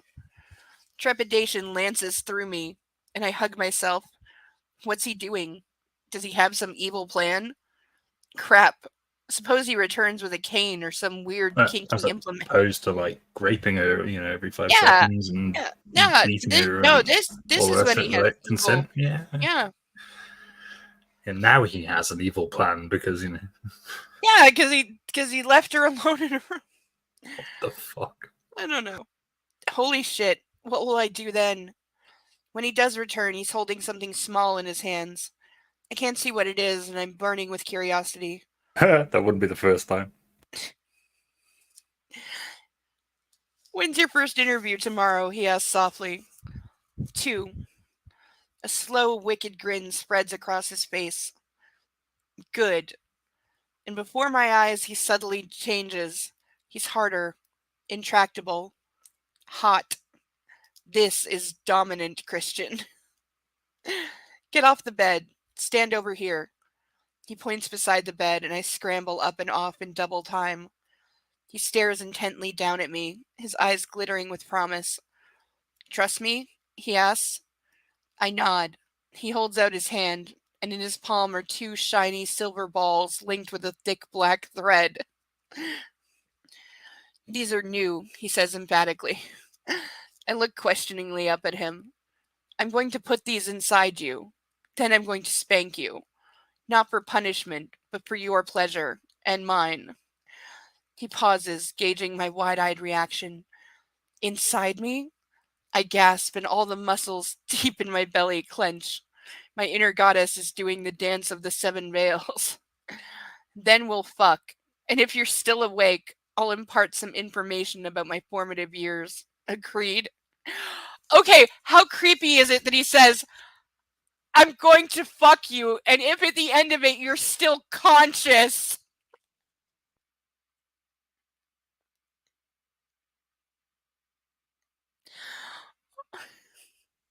If she's still conscious at the end of him fucking her, he'll tell her something.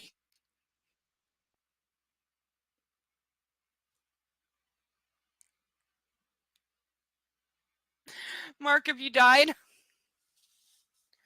But pretty much. I think I died inside about 3 seconds after I got Probably. you. But I need the ladies' room, so I'm leaving you in charge for precisely 1 minute. Don't blow anything up. I will absolutely. If you tell me not to blow something up, I will absolutely blow something up. Okay. I'd like to start with E.L. James. Yeah. I'll be right back. Don't blow anything up. And every copy of this book that has ever been produced.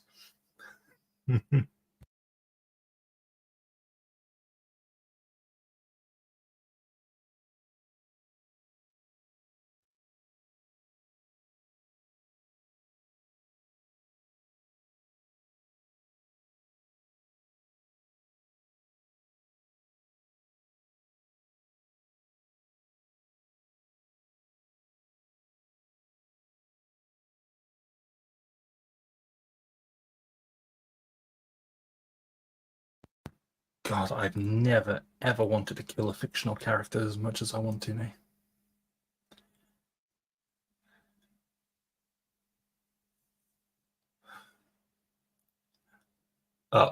I can think of some evil things. I would do things to Christian Grey right now that would make Adolf Hitler turn around and be like, "Ooh, that's too far."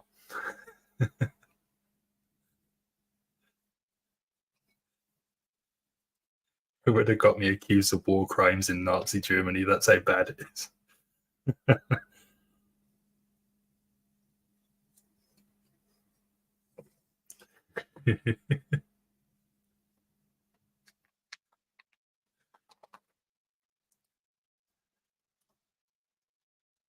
I would do things to Christian Grey right now that are so bad that YouTube would never monetize this stream.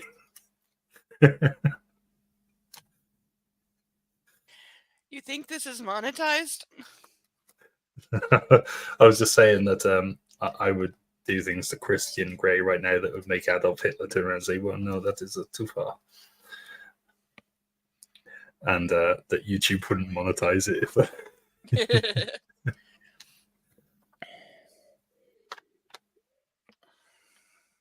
In fact, you'd probably get another channel deleted if I said the things that were going through my head right now.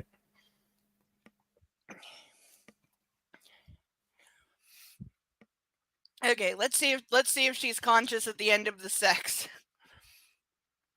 Yeah, I mean, if you're having sex with her and she loses consciousness, generally that's when you stop. But he wouldn't, though. Of course he wouldn't. He'd carry on. So would Maxim. Yeah, because they're both just going, "Oh, the roofie kicked in." Mm-hmm. They're like, finally, she's quiet. Yeah. Because nothing is sexier, apparently, than just fucking somebody who's unconscious.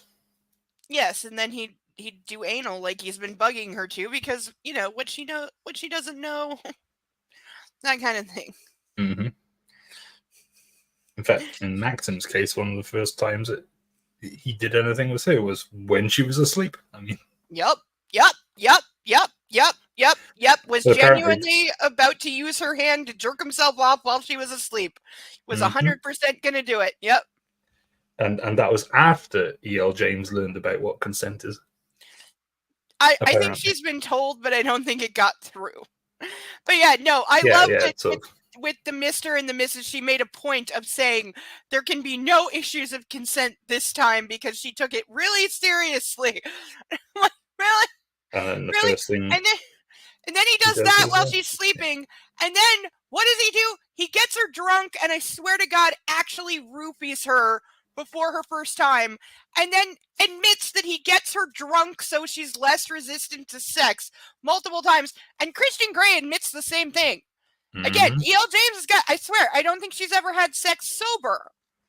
Because she Probably not. clearly is, she has like, it's like a trope with her that men get women drunk to take advantage of them. And I'm like, did you just have a really bad time in college? What? Honestly, if I were her husband, I would be shitting myself. Because I would think, hang on, are people thinking that our relationship is like this? Is that what? Yes. The answer is yes. People are thinking Yeah. that because we sure as fuck did. Yep. I still am. I've been thinking Yeah. that the whole time. Oh yeah. Oh yeah. Oh yeah. You'd have some questions to answer. Mm-hmm.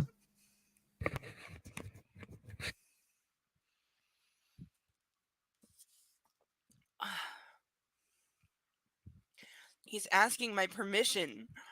Breathlessly, I nod. I'm incapable of speech. Ooh, colonoscopy. I like it. Good girl. Open your mouth. Mouth? Wider. Very gently, he puts the balls in my mouth. There's a line that I said. Okay. They need lubrication. Suck, he orders, his voice soft. Wait. Well, why do his balls need lubrication? Is he gonna The stick silver his balls in? he's got silver balls on a string that he's gonna put inside her. Just use, a normal Actual lube? I mean, Yeah.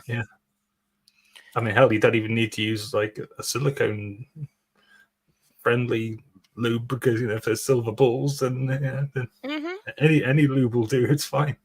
Yep.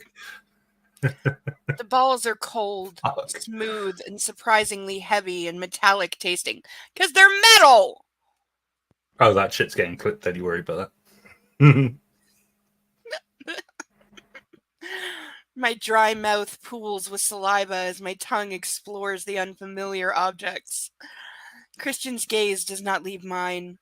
Holy hell, this is turning me on. I squirm. What doesn't turn this woman on? Literally everything turns him on. Deadpool, I leave the clipping to you. I know you're capable, so go ahead.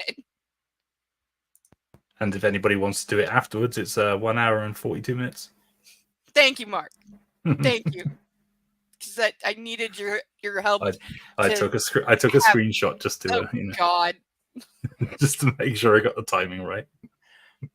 Yep. You two can put that around, Mark. You can play it on your next Balls need roundup. lubricating. Yep. you can go ahead and use that as one of your clips. Oh god, I wouldn't dare it. It would garner the kind of attention that nobody wants from people that nobody Trust wants. me, I can handle it. Keep still, Anastasia, he warns. Stop. He tugs them from my mouth, moving towards the bed. He throws the duvet aside and sits down on the edge. Come here. I stand in front of him. Now turn around and bend down and grab your ankles. I blink at him. His expression is she having a darkens. sex session, or Don't is she hesitate. having a fucking army medical? No, I don't know. He admonishes me softly, an undercurrent in his voice, and he pops the balls in his mouth. Fuck, this is sexier than the toothbrush. I follow his orders immediately. Geez, can I touch my ankles? I find I can, with ease. The t-shirt slides up my back, exposing my behind. Thank heavens I've retained my panties, but I suspect I won't for long. He places his hand reverently on my backside and very softly caresses it with his whole hand. And with my eyes open, I can see his legs through mine. Nothing else. I close my eyes tightly as he gently moves my panties to the side and slowly runs his finger up and down my sex. My body braces itself in a heady mix of wild anticipation and arousal. He slides one finger inside me and he circles it deliciously slow. Oh, it feels good, I moan. His breathing halts and I hear him gasp as he repeats the motion. He withdraws his finger and very slowly inserts the objects. One slow, delicious ball at a time. Oh my. So that they're going in the front hole. Yeah, they're going in the front hole, yeah. Well, yeah. Okay. It actually does not specify all that much. This is like the shower scene in the Mister where you could definitely say that he was fingering her ass instead of her vagina.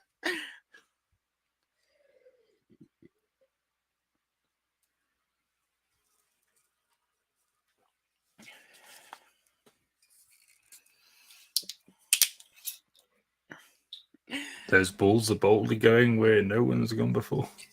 Do you need a little dragon nightlight, Deadpool? A fucking nightlight. Oh my. Somebody, I think it was Pope. It came up. I told him about Maxim buying the dragon nightlight, and when he specifically said, "Do you have nightlights for children?" and was told we have these two, and he says, "I'll take the little dragon one and a box of condoms," because he literally says it like that. And Pope was like, "Well, there's a new Walmart challenge." Yeah, I can actually. I mean, I was Children's talking nightlight and earlier about the. condoms. I was talking about the TikTok trend where the TikTok challenge where people were putting anything loaded that's- firearms to the penises and pulling the trigger. That was a thing? Yeah. Brendan Herrera did a whole series on it in the Darwin Awards. Okay, I need to watch this for my own entertainment, not because there are quite a few people who have shot themselves in the lower head and taken themselves out of the gene pool because they were stupid. That's what gets me off, is watching things like that. That lets my inner sadist have fun. She doesn't get to play I'll have to send you enough. the link. Please do. Because yeah, my inner, I don't have an inner goddess, I have an inner sadist, and she doesn't get to play much. So, yeah, I mean, normally if you turn around and say in a shop, I'll have a nightlight for children, and then immediately ask for a packet of condoms as well, they're going to be like, wait, what? Apparently, do we need to be calling someone? Apparently, the Walmart challenge is an actual thing where you try to buy two things that will make a cashier like wonder if they should call the police. I used to have great fun. Because the standards is a bag of apples and a box of razor blades. I will buy things like KY jelly or Vaseline or something like that for perfectly normal things that I do, nothing sexual, just like. What other use does KY jelly have? They can be used for lubricating airbrush parts. For model making and things like that. But okay. And it's a lot easier just to buy a tube of that than it is to go and actually buy the specific lubricants for it. And probably cheaper. Yeah. So I would do things like that. I'd quite happily just like go into the shop and buy like really embarrassing looking things to have perfectly normal explanations, and go and just embarrass the shop assistant, and that was always great fun. But the good thing is I knew them, so I could get away with it. But yeah, there used to be a very like basic like for my level of kink, very vanilla. It was called the Love Shop near my school, so we used to go there at lunch. just to check out stuff. And they had like your basic variety of toys, costumes, like amateur porn. Like it was again very beginner level stuff. But they always had $5 handcuffs, which was nice. I still have like probably like 8 sets from there. One time I dragged a friend of mine and they had posters. They always had posters up for the newest like epic porn where porn tries to like be a movie. Those ones. And one of them had one of the actresses had my friend's name, so we got to make fun of her for like a week. Now, if that was in Wales, we'd still be taking the piss now. Yeah, there was a porn star that had her same first and last name. Plus, she already had kind of a suggestive last name. Her family's Czechoslovakian, and her last name was Zeman. Zemen. Yeah. What do you think she got called at school a lot? No idea. Sure you don't. I want to know if she joined the Navy. She did not. She was about 4 feet tall and weighed about 65 pounds soaking wet. I don't think she was going to be joining any kind of military. Oh, there we go. It's easy. She'll probably float them. She also was almost legally blind and wore very big glasses. As long as she had her glasses, she was fine, but we did have to like grab her from she couldn't see color very well. And so sometimes she would think it was a walk signal when it wasn't, and we'd have to stop her.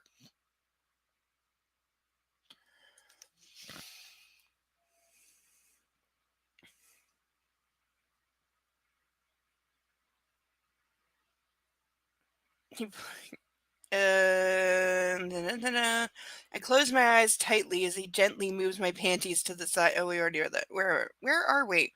Again, y'all were supposed to remind me to get a highlighter so I don't lose my place. Oops. Thank you. Well, in fairness, you were supposed to remind me to remind you to get a highlighter so you don't lose your place. That's true. He withdraws his finger and very slowly inserts the objects, one slow, delicious ball at a time. Oh my. Their body temperature, warmed by our collective mouths. It's a curious feeling. Once they're inside me, I can't really feel them. But then again, I know they're there. This is the thing about those kind of objects. You feel them going in, you feel them coming out. Other than that, you don't really feel them so much. Thank you. Thank you, Deadpool. You're so helpful. Yes, you were one of the people that was supposed to remind me. Thank you so much.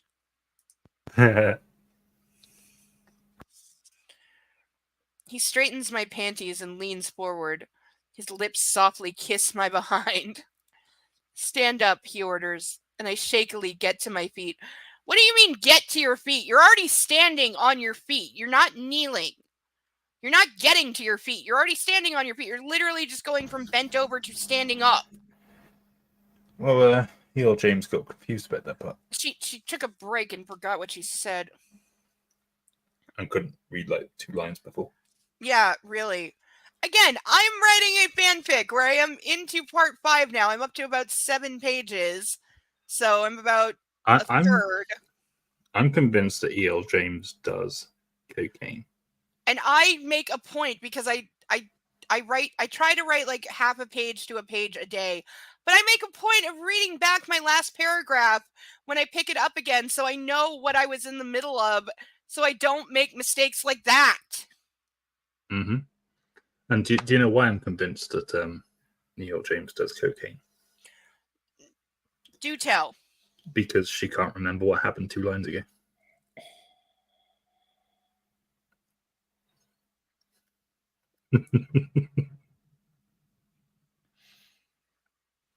He was trying not to spray wine all over my screen. I've done it. It's not a good idea. rather hoping I'd get a spit take then. That would be quite funny. I think I've got 2 on my counter so far. You One of them was almost got it. If I had a bigger mouth bowl, you would have gotten it.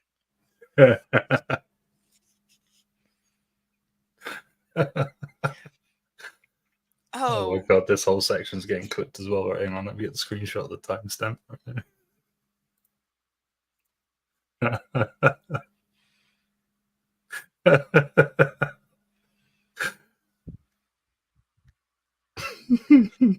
You know what I've always wanted to learn how to do is roll my tongue. I can't do it.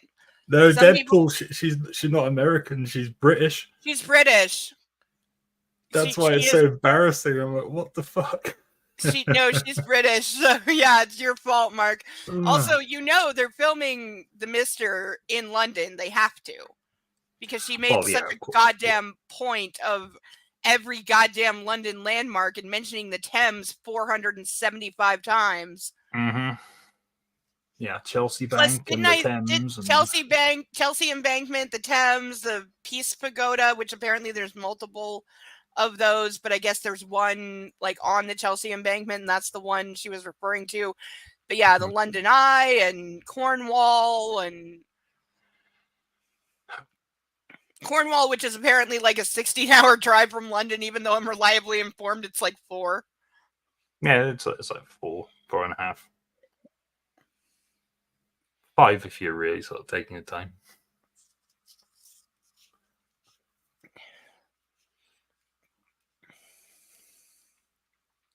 But I still say to play Alessia, they really should reach out to the girl who played Borat's daughter in Borat 2. I think she'd be amazing at it.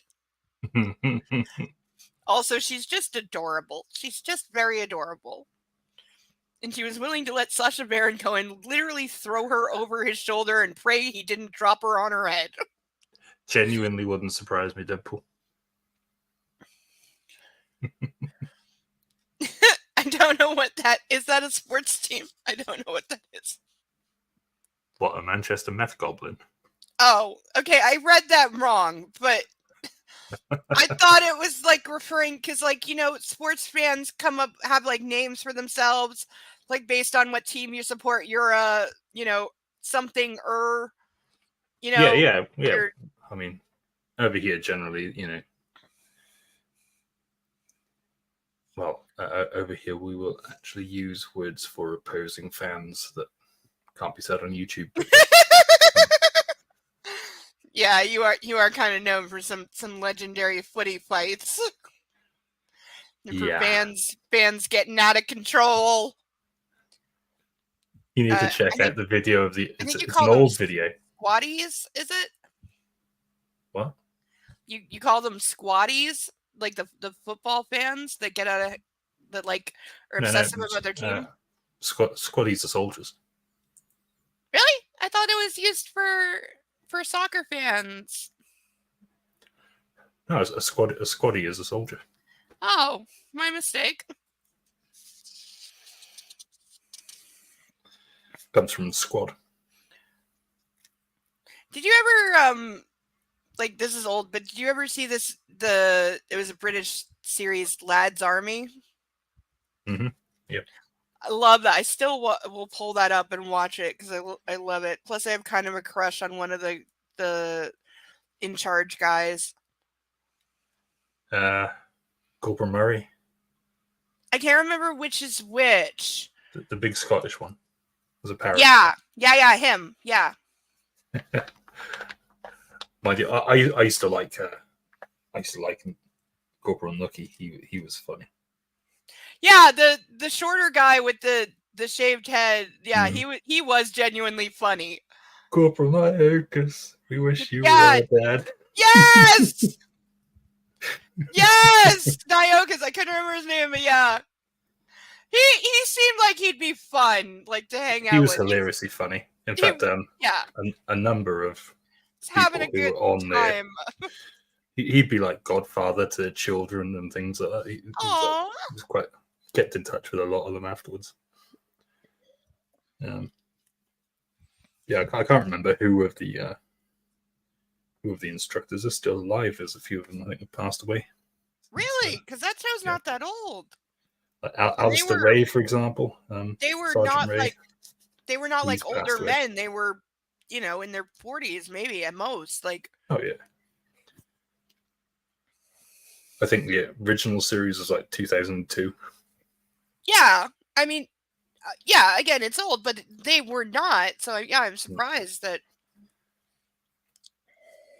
Yeah, no, they're getting on a bit now.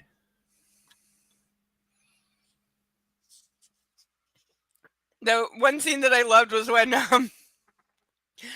they first get to go to the NAFI, and because it's supposed to be in the 50s, it's not using like the euro in that. It's using Well, we don't use euro the old, in it, but yeah. Not anymore, but you did. No, we've never used a euro in the UK. You're such a liar. No, in Ireland they use the euro, but no, we use pounds. Yeah, but these guys didn't know, like, this was they didn't know the old money. Yeah, they didn't know the old money, and the lady explains it to him, and you just see like the cluelessness on this like 21-year-old's face. He's like, one more time, what? This is how many of what? Huh? What? Because none of them grew up with it, so they've never heard it. This is completely new. Yeah, because decimalization was I think 77. Exactly. So they have no goddamn clue how this money works at all. It was like, they would just be one doing, more time. They'd basically be Can I doing get what a cheat sheet? or at least I in that situation would be doing what what's the name who plays Don Malarkey on Band of Brothers. He goes to get the laundry and he's just like, yeah, just hold it in hand with all the cash and she can take what she wants and there we go, done. that'd be what I would do. Yeah. I would end up paying a lot of money for a bog roll or something. Yeah, they were all just like, what are these coins? We don't understand.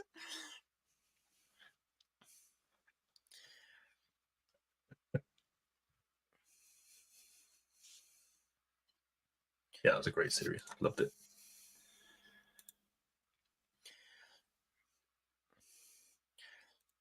In fact, our first camp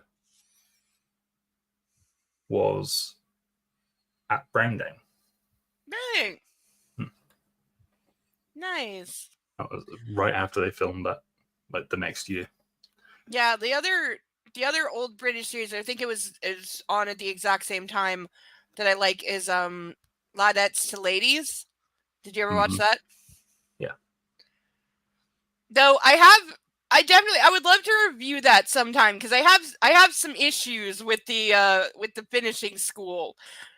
Because when the one Ladette said to them, "You're trying to turn us into elegant fuck dolls," she had a point. There was a point to what she was saying. Hell yes, she had a point. Because, yeah, that's what I got from a lot of it, too. Well, that is traditionally what women were elegant fuck dolls. Yes. I mean, it's sad to say, but that is. Well, yeah, especially going back to when like places like that were common. Yeah, women didn't have any rights. They couldn't work.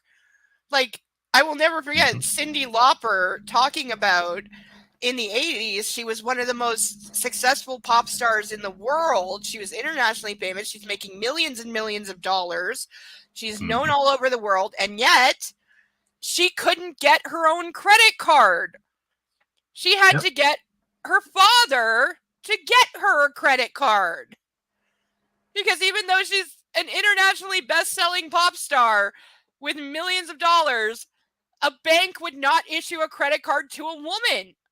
Here's an interesting legal question for you. I know we're going off topic a little bit, but go ahead. That's what we're here for. In the United States, do men and women have equal legal rights? No, especially currently. Several states can force you to get pregnant and then die as a result of pregnancy currently in the states. And they're about to start having interstate borders where they want to be able to scan your vagina to make sure you're not leaving the state to get an abortion in a different state, which is perfectly legal. Except since you live in Texas and we've outlawed abortions, we're not going to let you go to Florida or California where it's legal because you live in Texas, and we're going to prevent you from leaving even though you have the right to travel. This is the one thing the SOB sits and the auditors are right about,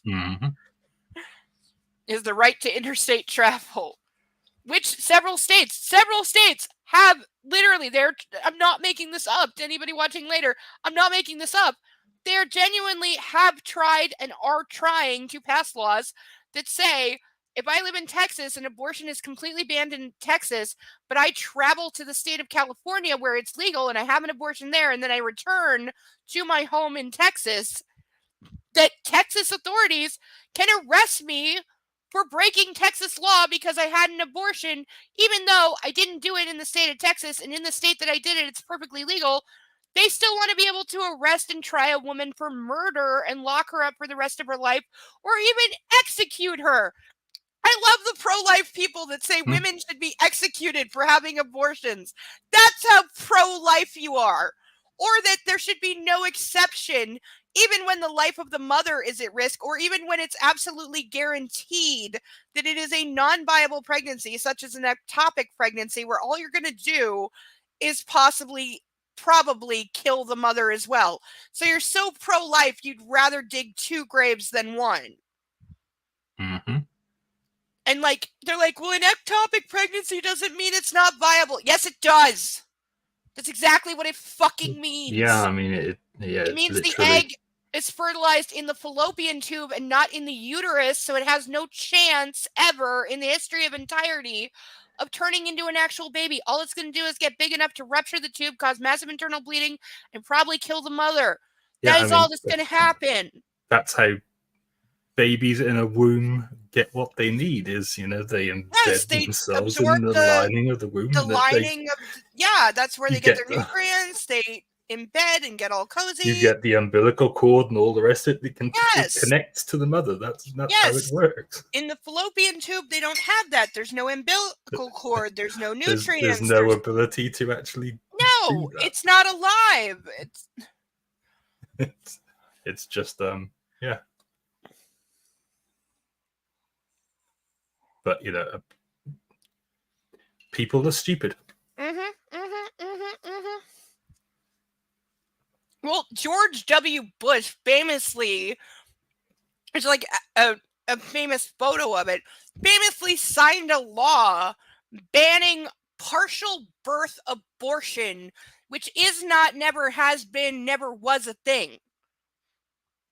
Because it literally says... birth abortion. Yeah, no, Republicans and lunatics in America, because remember, Trump recently has been saying Democrats support abortion up to the 9th month and even beyond that, meaning after the birth. He's said this in this exact words, that a woman can give birth and then say, oh, I don't want the baby, and the doctor will literally murder the baby after it's been born and consider that an abortion, and the Democrats support that. No, and never has been a thing. That would mean that what happened to him tonight, literal murder, would have been, an attempted abortion.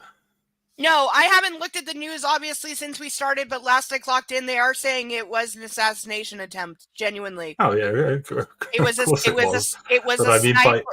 By his own logic, it was just somebody attempting an abortion. Yeah, no, but it was a rooftop sniper, and they really were trying to kill him.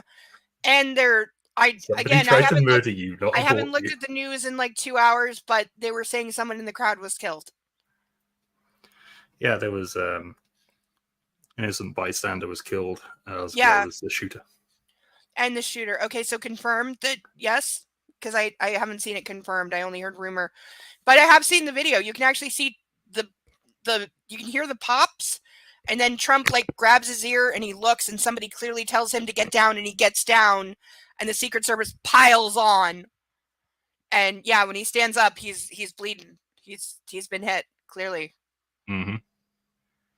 And again, my views on Trump are not unknown. I think he's a danger to all of humanity, but that doesn't mean you get to shoot him. Yeah. And, now somebody innocent is dead and the shooter is dead, and Trump's got, a hole in his ear. and Trump is missing the top half of his ear from the look of it. And, but this is going to do nothing but help him win.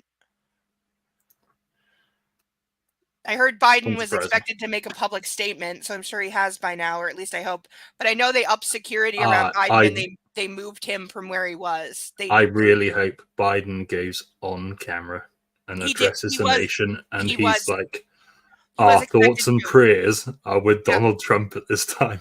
No, I really hope he would do that. Yeah, no. When I went live at 8, it had been announced that Biden was expected to go live within the hour, so I'm sure he has by now. Sending out thoughts and prayers. I will say both Democrats and Republicans, the leadership very quickly putting out statements condemning this, saying like, this is not how we settle our political differences. You should never rise to this level of violence. This is not okay. You can disagree with him, you can hate him, but don't be trying to assassinate people. Don't do that. The bigger question is, originally people were like, how did somebody get a gun? Because it was believed that somebody was shooting from the crowd at first. And they were like, but everybody gets screened before they get anywhere near. Well, this guy wasn't near. He was on a rooftop several blocks away with a sniper rifle. That's why. And they would know that. I mean, you can tell the difference between, a small arm. And that's why, because I heard you, and that's the thing, because rifle. Yeah, because I watched the video and you could hear it, and the gunshots do sound odd. They sound very quiet, and they sound like pops more than bangs, and that's because of the distance is what it is. And that was confusing. All you're hearing at that range is the actual bullet itself. Yes, and that's why it sounds weird, because it was over an extreme distance. Yeah. Because originally some people were saying it sounded like a pop gun, it sounded like an airsoft rifle or a cap gun, but it's because of the distance you're hearing a muffled, diminished sound. That's why it sounds like that. It was definitely a real gun. He came literally getting his brains blown out. Generally, a bullet will travel faster than the speed of sound, so that's why you get the crack with it. That's why it cracks. Yeah, but you don't hear that after. If it slows down to the point where it's at or near the speed of sound, it will change. Mm-hmm. There's science to it. I could get into your old fucking life, but no, I'm sure when you see the clip and you hear how it sounded, you'll understand. Yeah, I haven't seen the clip yet. So. Yeah, no, the clip is out there now, and yeah, the sound is odd, but once you know that it was a sniper, it makes sense. And there was the initial volley of shots from the sniper, then Trump was escorted off stage, then there were more shots, and that was the Secret Service shooting the shooter once they figured out where he was. How the hell they shot somebody in the crowd though beforehand, I don't know. But... Well, that's assuming that they sniper did, not the Secret Service. The sniper took about 6 shots. A pretty piss poor sniper. No, they were. Whoever the sniper was, they were not a marksman. They were a very bad shot because they shot Trump in the ear and they shot someone in the crowd, and there were several other injuries in the crowd just from people hitting the floor as people were getting down or trying to run. Equipment was knocked over and landed on some people, including some media people got hit by cameras and light stands falling over and things like that.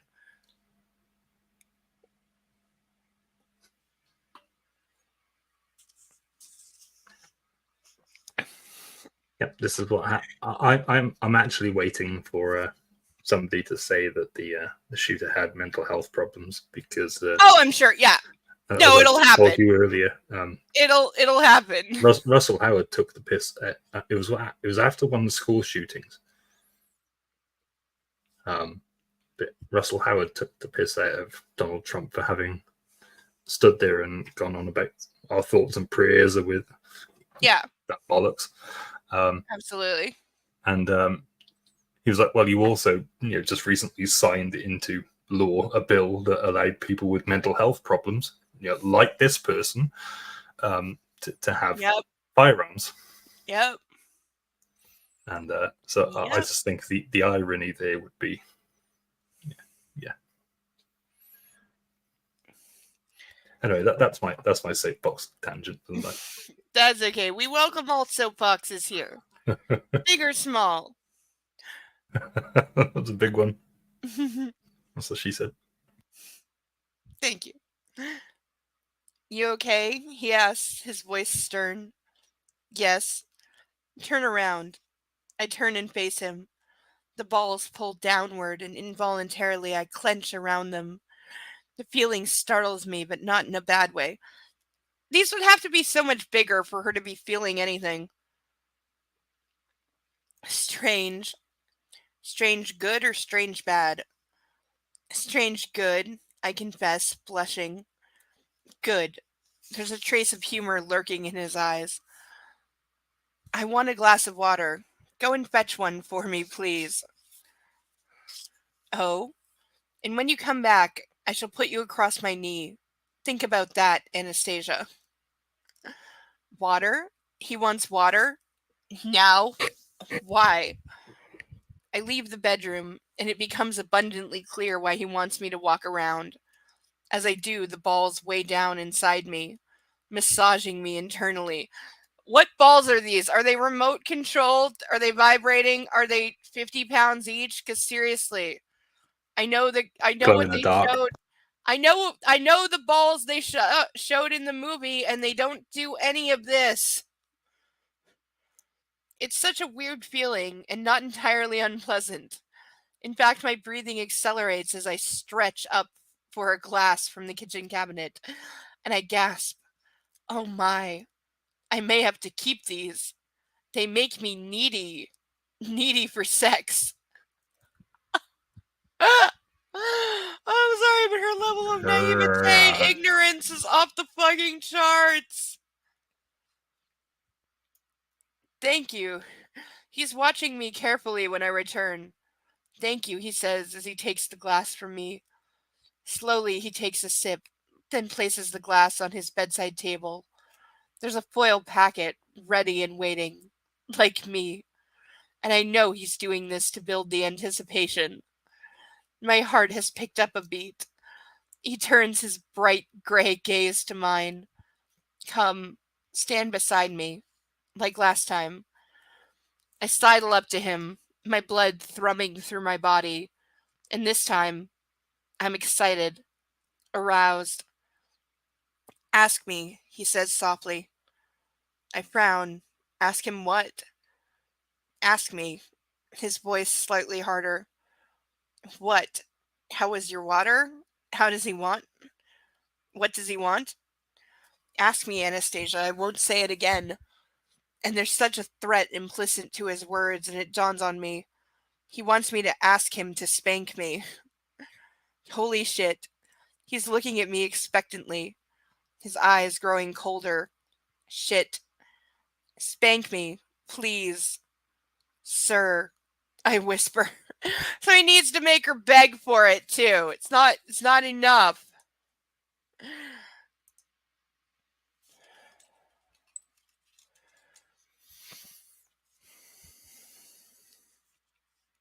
He closes his eyes momentarily, savoring my words.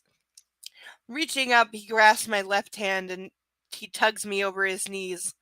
I fall instantly and he steadies me as I land in his lap. My heart is in my mouth as his hand gently strokes my behind. I'm angled across his lap again so that my torso rests on the bed beside him. This time he doesn't throw his leg over mine, but smooths my hair out of my face and tucks it behind my ear. Once he's done, he clasps my hair at the at the nape to hold me in place. So he's holding her by her hair. This is one of my most hated things. This is one of my most hated things ever, where he's got her by the hair. He gently tugs and my head shifts back. I want to see your face while I spank you, Anastasia, he murmurs, all the while softly rubbing my backside. His hand moves down between the cheeks of my behind and he pushes against my sex. The full feeling is... I moan. Oh, the sensation is exquisite. This is for pleasure, Anastasia. Mine and yours. He whispers. He lifts his hand and brings it down in a resounding slap against the junction of my thighs, my behind, and my sex. The balls are forced forward inside me. How hard did he hit her? Because he just spanked her. She's bent over his lap. He's spanking her on the ass and the pussy at the same time. But for the balls that are inside her to move, how hard did he fucking hit her?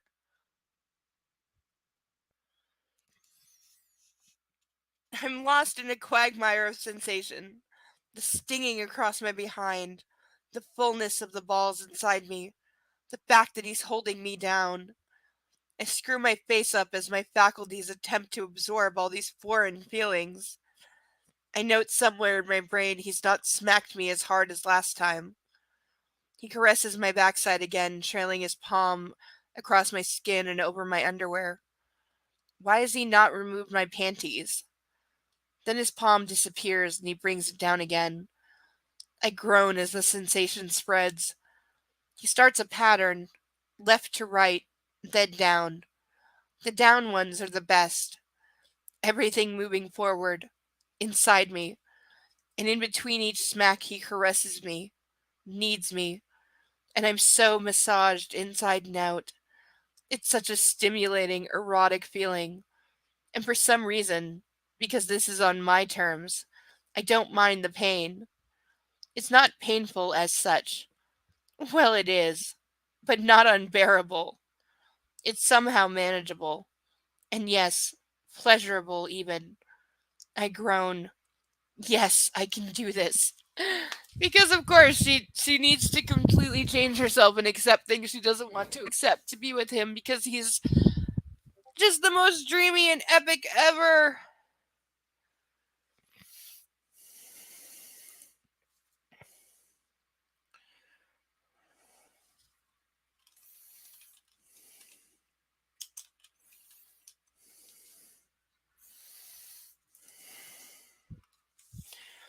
Have you died on me or what? Pretty much. He pauses as he slowly peels my panties down my legs. I writhe on his legs, not because I want to escape the blows, but I want more. Release. Something. His touch against my sensitized skin is all sensuous tingle. It's overwhelming, and he starts again. A few soft slaps, then building up, left to right and down. Oh, the downs. I groan. This would have made a better scene than anything in the movie, by the way. Good girl, Anastasia, he groans. His breathing is ragged, and he spanks me twice more. Then he pulls the small threads attached to the balls and jerks them out of me suddenly. I almost climax. The feeling is out of this world. Moving swiftly, he gently turns me over. I hear rather than see the rip of the foil packet, and then he's lying beside me. He seizes my hands, hoists them over my head, and eases himself onto me, into me, sliding slowly, filling me where the silver globes have been. I groan loudly.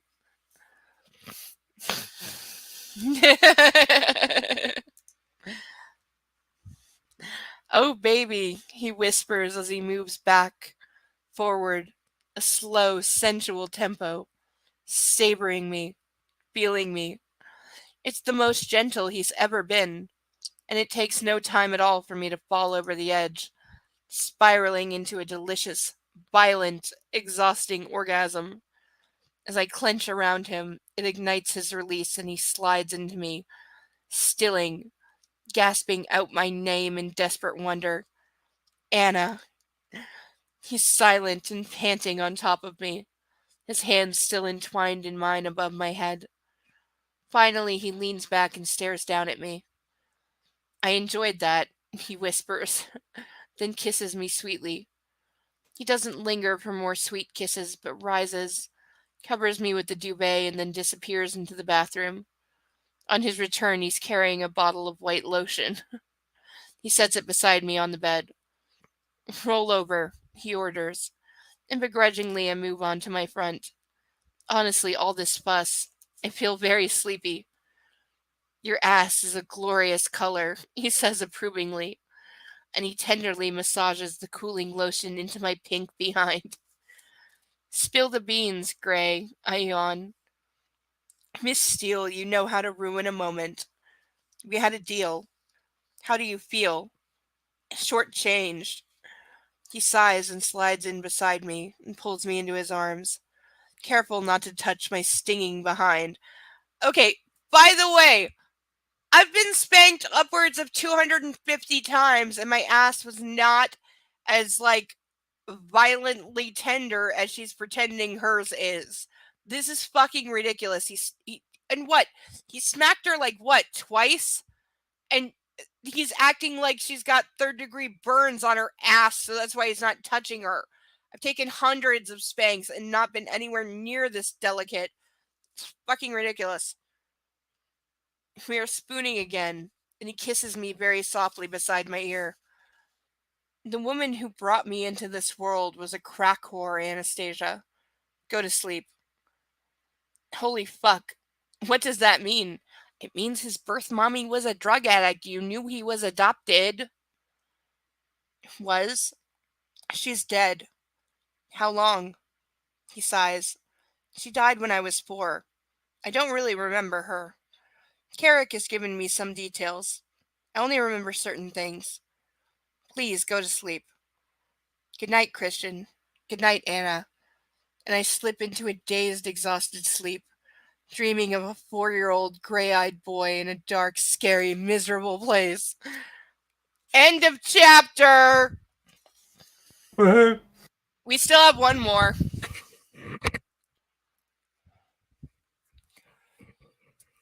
Yeah, but you said it's only a short one. Yeah. Yeah, no, I can tell by the page count. Yeah, it is. It's not the first time that Christian Gray's did that.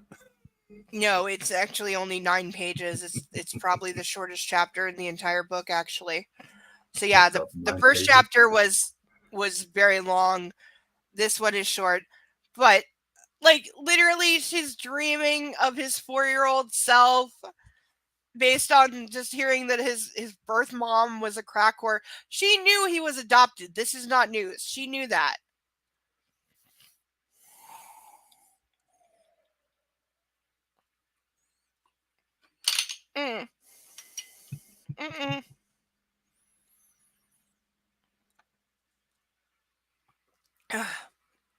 Thank God perfume bottles have strong...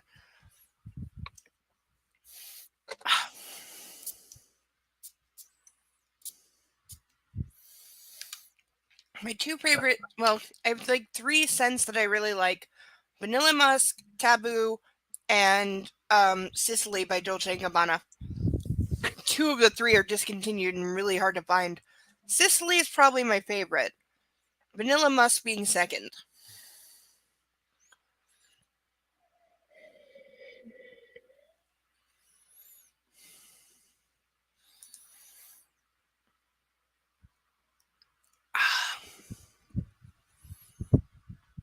I'm sorry, just need a little stretch before we do the next chapter. Just need 2 seconds.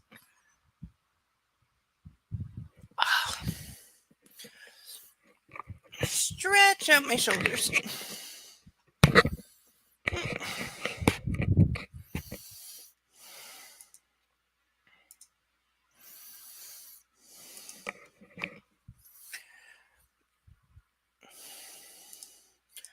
Alright, I'm gonna go off camera for 2 seconds because YouTube doesn't like certain things.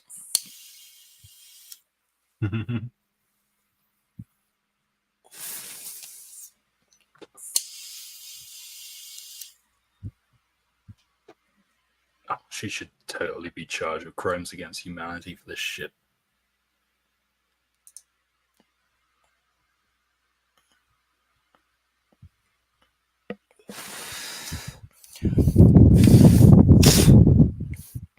Now, I said repeatedly, especially with the other books, that like there's got to be a courtroom somewhere where either the 50 Shades series or the Mister series was brought into evidence because some teenage idiot raped his girlfriend, saying, "Oh, but she read the Mister, and you know they have that scene from that." So I was just trying to act out that scene because I thought she'd like it.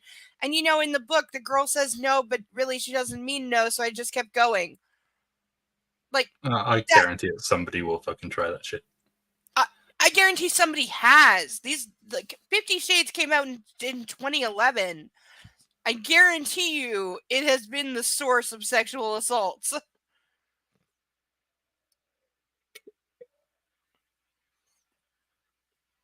Like I actually remember, because it made the news over here, that when the movies came out, whatever year that was, the National Health in the UK actually put out public service ads saying like, please stop trying things from 50 Shades, because the ER had been so inundated by people in like who had come to, you know, misfortune through trying sex things from 50 Shades, and something had gone wrong, that they actually put out a public service announcement saying, please stop trying things from this book, because stop. That was an actual thing that really happened. So I was like, what?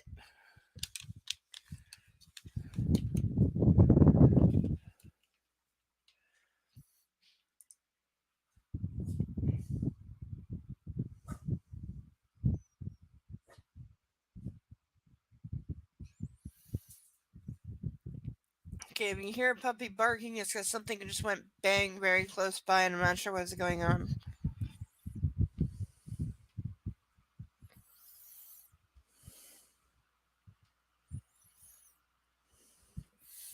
Hopefully that was just something heavy hitting the garbage chute. Sometimes they can make quite a loud, unintentional noise. Reminds me of an ex-girlfriend. Sorry, what? I said it reminds me of an ex-girlfriend. For loud, unintentional noises? And yet, were you ever the source of the loud, unintentional noise? I was the reason for them. Yeah. That's good.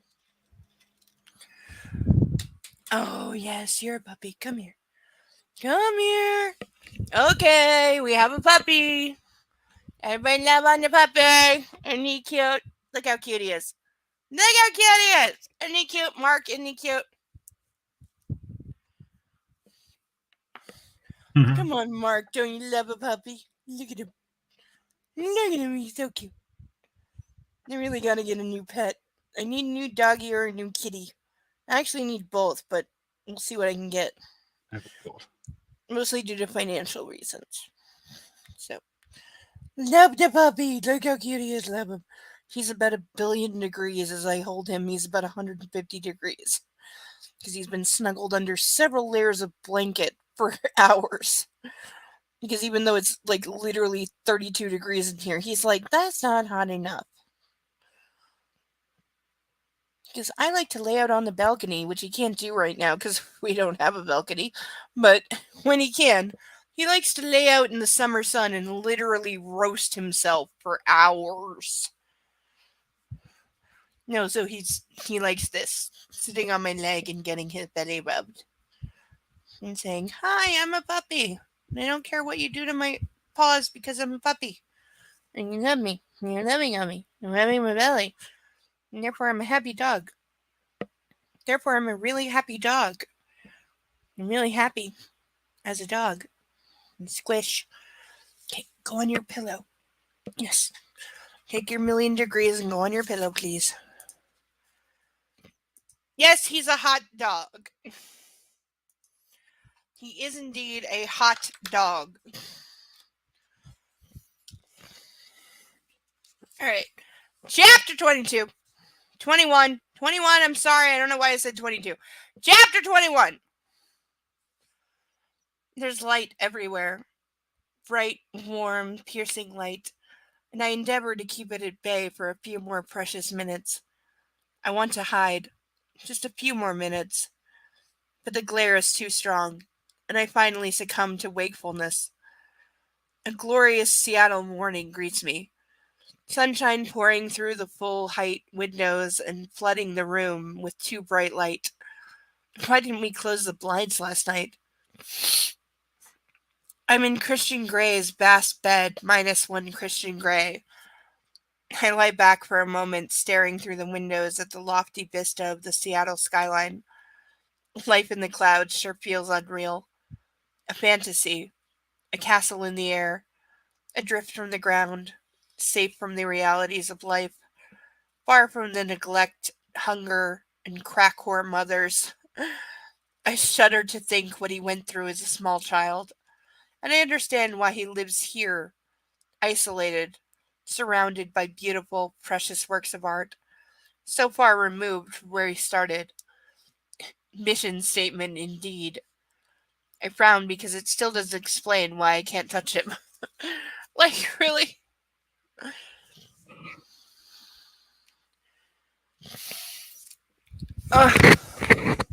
Sorry, I'm melting because it is, like, literally so bleeding hot here.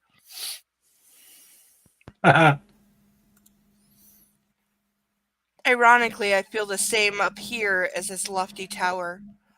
I'm adrift from reality. I'm in this fantasy apartment having fantasy sex with my fantasy boyfriend. When the grim reality is he wants a special arrangement. Though he said he'll try more. What does that actually mean? This is what I need to clarify between us to see if we're still at opposite ends of the seesaw, or if we're inching closer together. I clamber out of bed feeling stiff, and for want of a better expression, well used. Yes, that would be all the sex then. My subconscious purses her lips in disapproval. I roll my eyes at her, grateful that a certain twitchy-palmed control freak is not in the room. Oh my god. Yes! I do love the weirdness of the Frasier lyrics. I haven't watched the revive. Is the reboot worth watching? Does anyone know?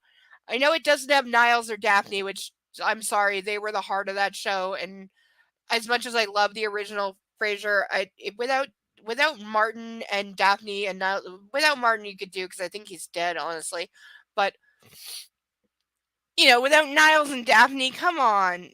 Like, is it even worth watching? I heard they tried to, like, have some idiot replacements, but, like, all reboots, it's so stupid and, like, reads like a Seth Rogen or Jackass script that it's, like, not even worth watching. So has anybody actually seen the Frasier reboot? Is it good? Is it worth watching? Did they keep to the character, or is it just stupid, boring nonsense?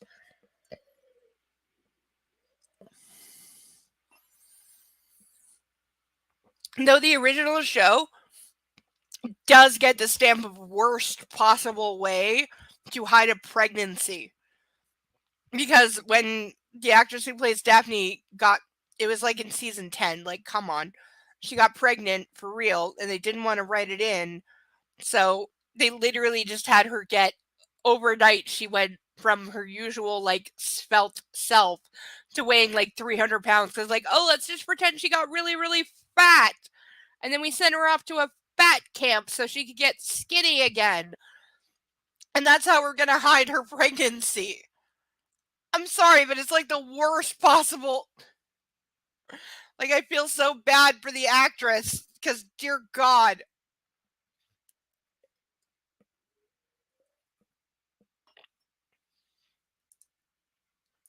They really did that. They really did that. And it went down in infamy as, like, the worst possible way.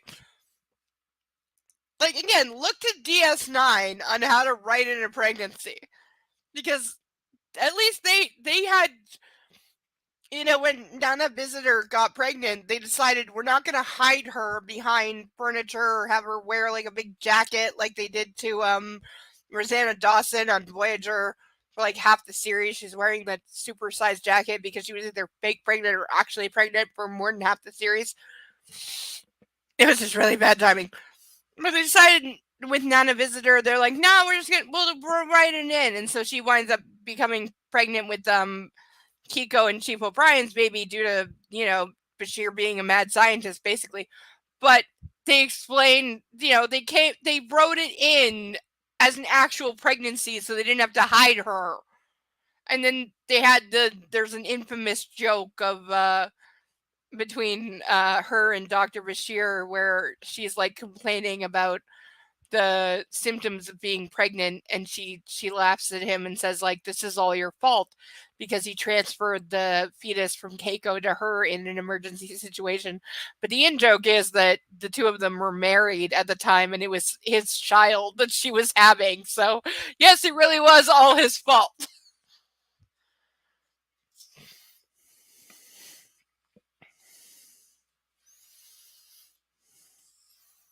I lost my place again. Seriously, you're both charged with telling me to get a frickin' highlighter before we start next week. Mark and Deadpool and Nightwolf, I'm holding all three of you accountable to remind me to get a highlighter. Okay, remember to get a highlighter for next week. Yeah, you have to tell me, like, on the day of next week. It doesn't count now. Well, You're married. You know this. Come on. We did tell you the day of today. Just You like, did literally not. doing nothing. Just, like, yeah, 5 hours too late. Yeah, thank you. You're welcome.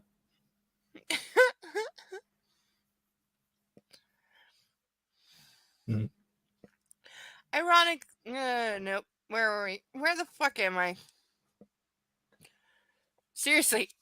I'm like, where the fuck? No idea. We had a conversation about guns, and then that everything lasted went about off the half an rails. hour, and you still remembered where you were. But now that you've I'm asked us to looking. remind you about a highlighter, you've completely lost your place. Thank you. My inner goddess glares up at me in desperation. Of course he'll sign. I ignore them both. After a quick trip to the bathroom, I go in search of Christian. He's not in the art gallery, but an elegant middle-aged woman is cleaning the kitchen area. The sight of her stops me in my tracks. She has short blonde hair and clear blue eyes. She wears a plain white tailored shirt and navy blue pencil skirt. She smiles broadly when she sees me. Good morning, Miss Steele. Would you like some breakfast? Her tone is warm but businesslike, and I'm stunned. Who is this attractive blonde in Christian's kitchen? I'm only wearing Christian's t-shirt. I feel self-conscious and embarrassed by my lack of clothing. I'm afraid you have me at a disadvantage. My voice is quiet, unable to hide the anxiety in my voice. Oh, I'm terribly sorry. I'm Mrs. Jones, Mr. Gray's housekeeper. Oh, how do you do? I manage. Would you like some breakfast, ma'am? Ma'am? Just some tea would be lovely, thank you. Do you know where Mr. Gray is? In his study. Thank you. I scuttle off towards the study, mortified. Why does Christian only have attractive blondes working for him? And a nasty thought comes involuntarily to my mind. Are they all ex-subs? I refuse to entertain that hideous idea. I poke my head shyly around the door. He's on the phone, facing the window, in black pants and a white shirt. His hair is still wet from the shower, and I'm completely distracted from my negative thoughts. Apparently, yeah, he's just so dreamy looking that whenever she looks at him, she stops thinking. Like, unless that company's P&L improves, I'm not interested, Ross. We're not carrying dead weight. I don't need any more lame excuses. Have Marco call me. It's shit or bust time. Yes. Tell Barney that the prototype looks good, though I'm not sure about the interface. No, it's just missing something. I want to meet him this afternoon to discuss. In fact, him and his team. We can brainstorm. Okay. Transfer me back to Andrea. He waits, staring out the window, master of his universe, looking down at the little people below from this castle in the sky. Andrea. I point out this is the name of the android in What Little Girls Are Made Of in Star Trek. And there are other like Star Trek references to where I'm like worried that E.L. James is secretly a Trekkie. Glancing up, he notices me at the door. A slow, sexy smile spreads across his face, and I'm rendered speechless as my insides melt. He is without a doubt the most beautiful man on the planet. Too beautiful for the little people below. Too beautiful for me. No, my inner goddess scowls at me. Not too beautiful for me. He is sort of mine. For now. The idea sends a thrill through my blood and dispels my irrational self-doubt. Really? He continues his conversation, his eyes never leaving mine. Clear my schedule this morning, but get Bill to call me. I'll be in at 2. I need to talk to Marco this afternoon, and we'll need at least a half hour. Schedule Barney and his team in after Marco, or maybe tomorrow, and find time for me to see Claude every day this week. Tell him to wait. Oh. No, I don't want publicity for Darfur. Tell Sam to deal with it. No. Which event? That's next Saturday? Hold on. When will you be back from Georgia? He asks. Friday. He resumes his phone conversation. By the way, she only said that she was thinking of going to Georgia to see her mom. She hasn't actually made plans of any kind yet. And yet, suddenly she's like, yeah, I'm going to go and I'll be back on Friday. She hasn't actually made plans or booked a flight or anything yet at all. She was only thinking about it. And now, literally in the morning, she's like, yeah, I'll be back by Friday. Really? What? I'll need an extra ticket because I have a date. Yes, Andrea. That's what I said. A date. Miss Anastasia Steele will accompany me. That's all. He hangs up. Good morning, Miss Steele. Mr. Gray. I smile shyly. He walks around his desk with his usual grace and stands in front of me. He gently strokes my cheek with the back of his fingers. I didn't want to wake you. You look so peaceful. Did you sleep well? I am very well rested, thank you. I just came to say hi before I had a shower. I gaze up at him, drinking him in. He leans down and gently kisses me, and I can't help myself. I throw my arms around his neck, and my fingers twist in his still damp hair. Pushing my body flush against his, I kiss him back. I want him. My attack takes him by surprise, but after a beat he responds, and a low groan in his throat. His hands slip into my hair and down my back and cup my naked behind, his tongue exploring my mouth. He pulls back and his eyes hooded. Well, sleep seems to agree with you, he murmurs, and I suggest you go and have your shower. Or shall I lay you across my desk now? I choose the desk, I whisper recklessly as desire sweeps like adrenaline through my system, waking everything in its path. He stares bewildered down at me for a millisecond. You've really got a taste for this, haven't you, Miss Steele? You're becoming insatiable, he murmurs. I've only got a taste for you, I whisper.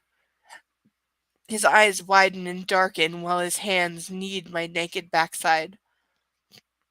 Damn right, only me, he growls.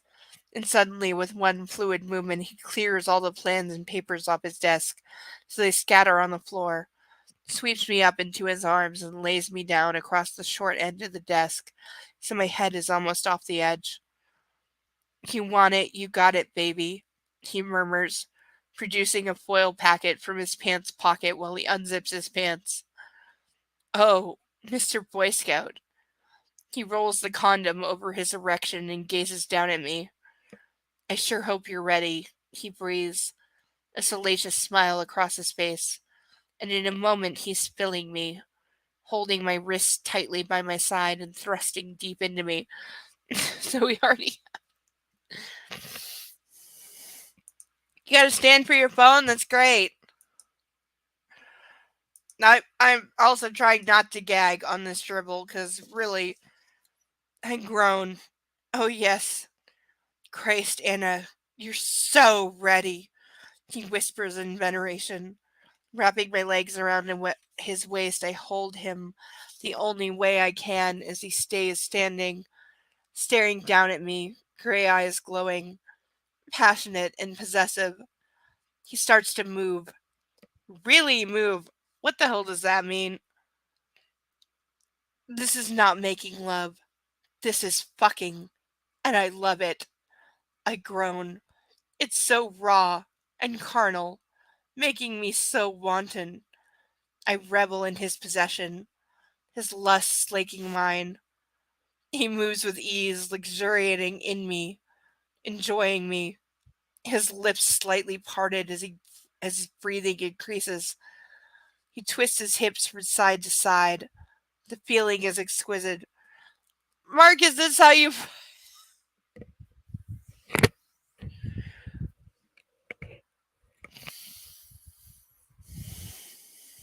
I get the feeling that this is how I die. Is this how you make love to your good lady wife, though? Fuck no. I close my eyes, feeling the build-up. That delicious, slow, step-climbing build, pushing me higher, higher into the castle in the air. Oh, yes. His stroke increases fractionally. I moan loudly. I'm all sensation. All him. Enjoying every thrust, every push that fills me. And he picks up the pace, thrusting faster, harder, and my whole body is moving to his rhythm, and I can feel my legs stiffening, and my insides quivering and quickening. Come on, baby, give it up for me. He cajoles through gritted teeth, and the fervent need in his voice, the strain, sends me over the edge. I cry out a wordless, passionate plea as I touch the sun and burn, falling around him, falling down, back to a breathless, bright summit on earth. He slams into me and stops abruptly as he reaches his climax, pulling at my wrists and sinking gracefully and wordlessly into me. Wow, that was unexpected. I slowly materialize back on Earth. What the hell are you doing to me? He breathes as he nuzzles my neck. You completely beguile me, Anna. You weave some powerful magic. He releases my wrists and I run my fingers through his hair coming down from my high, and I tighten my legs around him. I'm the one beguiled, I whisper. He gazes at me, his expression disconcerted, alarmed even. Placing his hands on either side of my face, he holds my head in place. You are mine, he says. Each word is staccato. Do you understand? So he's just like really doubling down on the possession bullshit right now. Really, really, really.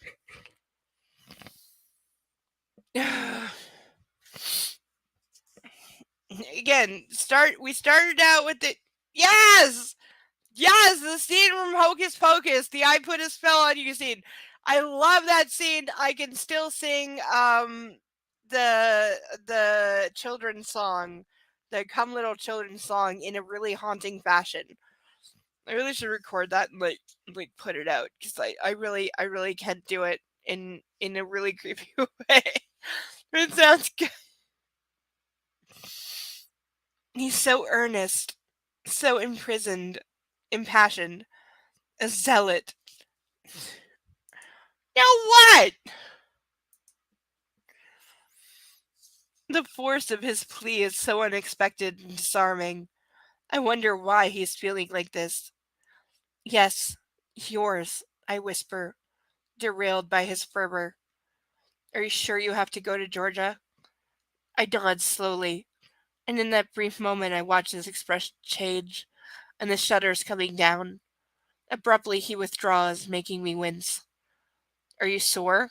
He asks, leaning over me. A little, I confess. I like you, Soar. His eyes smolder. Reminds you where I've been, and only me.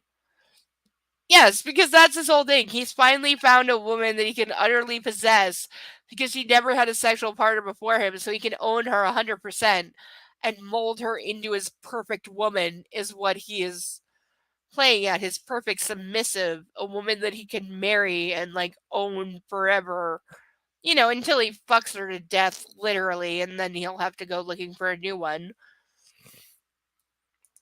Really? It should, because it's really creepy. It is a genuinely creepy and haunting song, but I have mimicry ability, so I can sing it in more of a haunting, lilting fashion than Sarah Jessica Parker did in that song.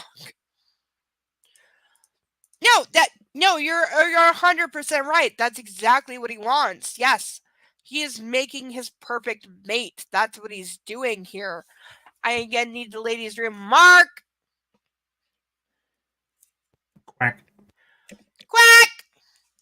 You are in charge for the next minute. I'll be right back. Talk about rubber ducks.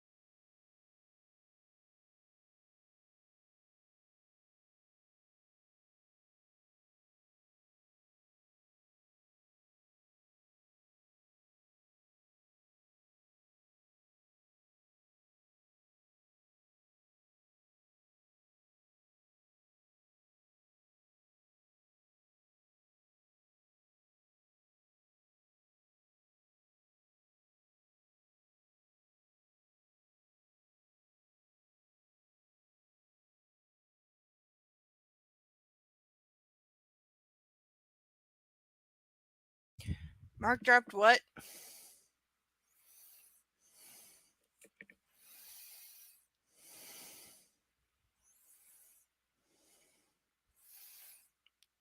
Yeah, the song stuck in my head too. The Britney Spears one. Mark, are you alive?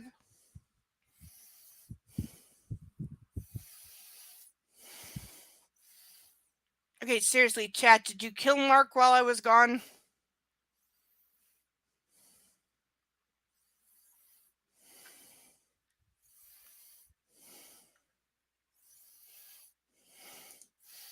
You're probably roughly correct. I'm not I calculated the I'm not gonna dispute you.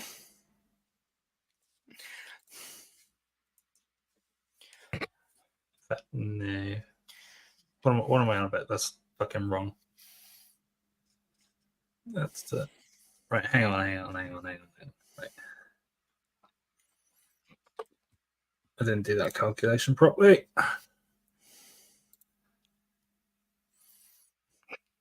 Oh, why do I not have a pi symbol? Fuck you. Okay, I don't know that one. I only know the Britney Spears one.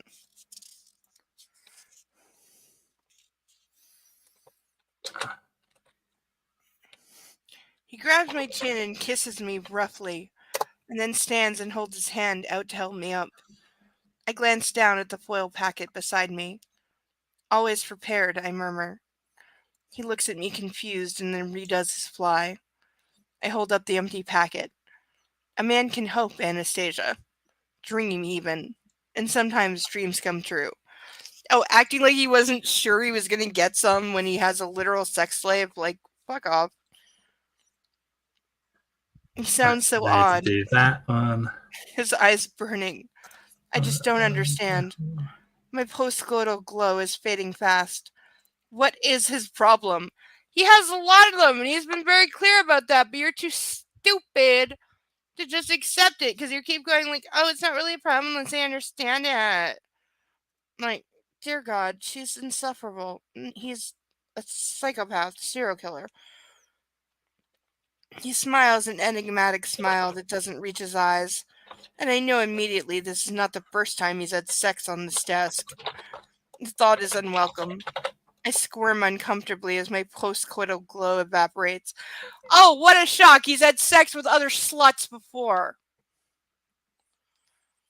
He frowns and runs a hand through his hair. I've got a couple more calls to make. I'll join you for breakfast once you're out of the shower. I think Miss Jones has laundered your clothes from yesterday. They're in the closet. What? When the hell did she do that? Geez, could she hear us? I flush. Thank you, I murmur. You're most welcome, he replies automatically. But there's an edge to his voice. I'm not saying thank you for fucking me, although it was very... What? He asks. I realize I'm frowning. What's wrong? I ask softly. What do you mean? Well, you're being more weird than usual. You find me weird? He tries to stifle a smile. Sometimes.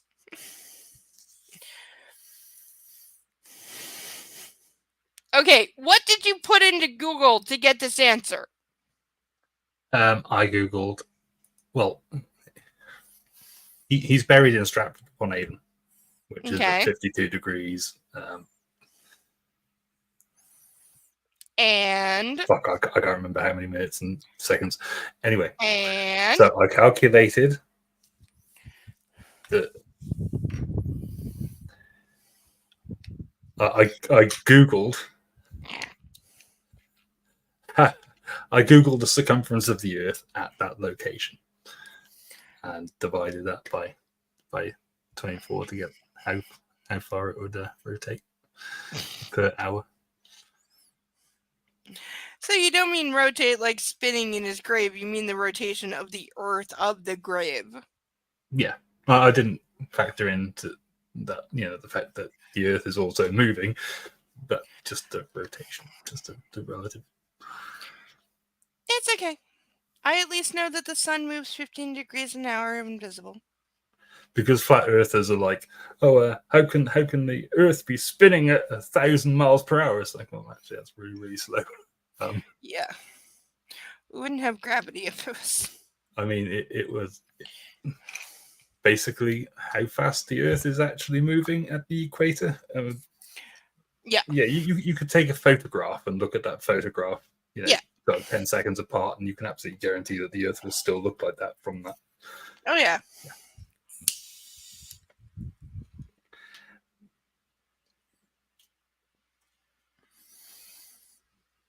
I have great arguments with flat earthers because they're fucking stupid. Mm-hmm. In fact, the vast majority of flat earthers, there have been studies that have shown that the vast majority of flat earthers are not actually flat earthers. They're just people who pretend they are. Because get some 5,000-year creationists on your channel and let me sink my teeth into them and rip them into a bloody mess. I pray you, please. Oh God, no! If you want to get me something nice for my birthday, I think I'd rather I'd rather meet E.L. James and shake her hand. Yeah.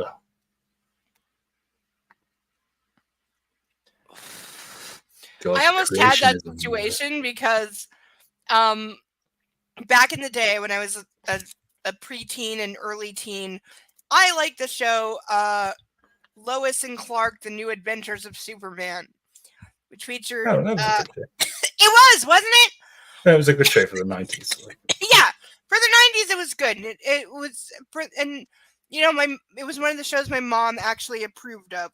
Not that she actually ever fully stopped me from watching things she didn't approve of.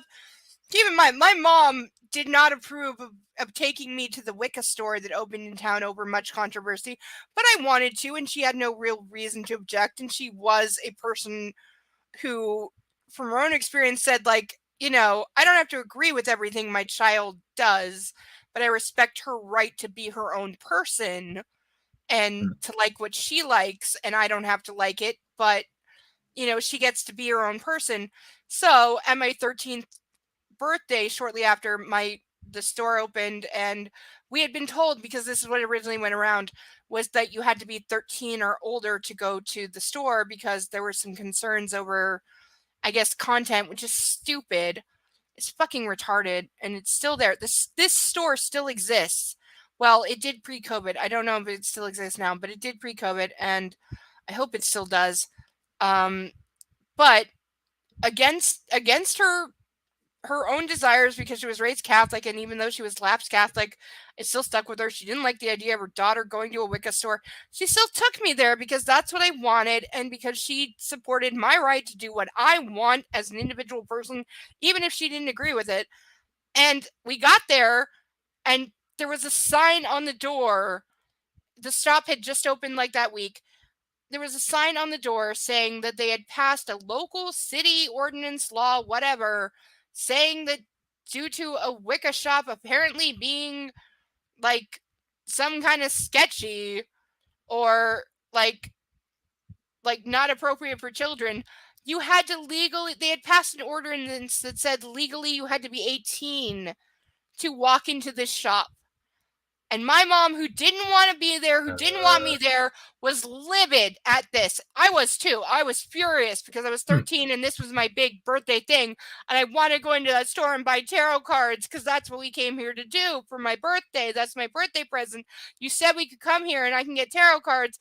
And then there's some like city law on the door saying you have to be 18. I was like, what the fuck? This is not okay.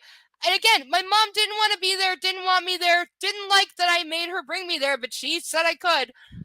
And she was completely enraged and furious on my behalf. She was like, this is bullshit. There's no way they should say over 18. She's like, okay, I'm 41. I'm going in the store. You wait right here. Don't move an inch. Like, of course, because she's leaving me outside.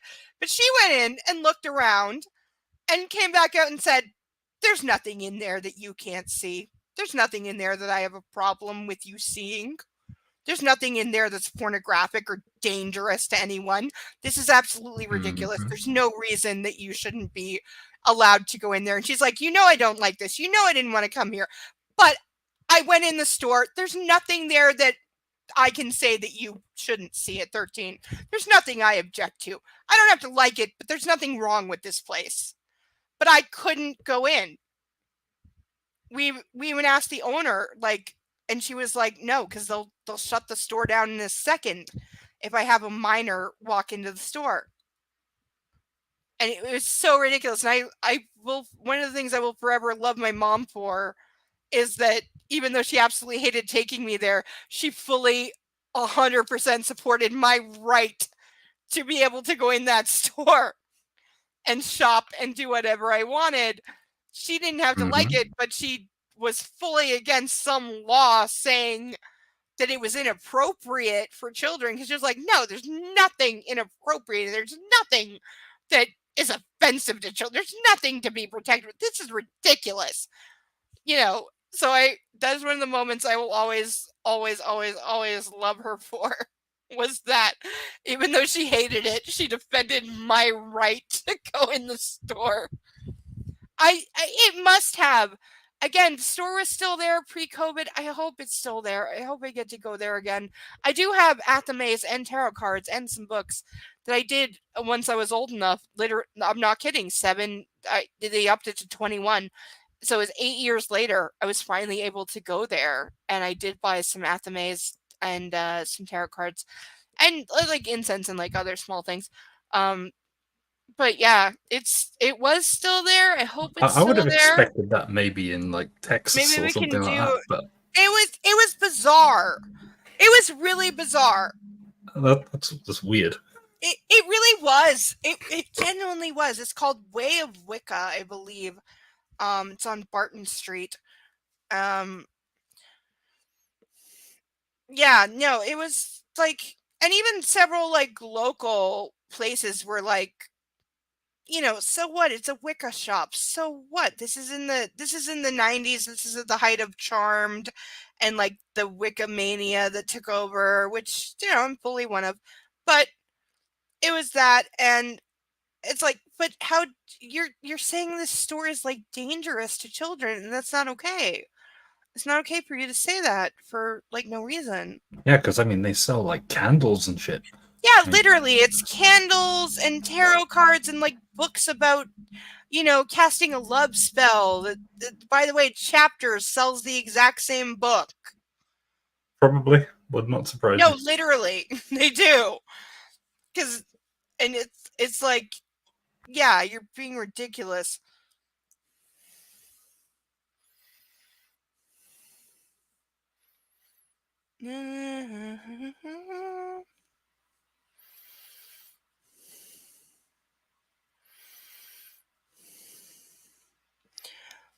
And please me you do, he says, but he looks uneasy.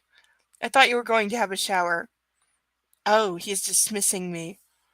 Yes, I'll see you in a moment. I scurry out of his office, completely dumbfounded. He seemed confused. Why? I have to say, as physical experiences go, that was very satisfying. But emotionally, well, I'm rattled by his reaction. And that was about as emotionally enriching as cotton candy is nutritious. Mrs. Jones is still in the kitchen. Would you like your tea now, Miss Steele? I'll have a shower first, thank you. I mutter and take my blazing face quickly out of the room. In the shower, I try to figure out what's up with Christian.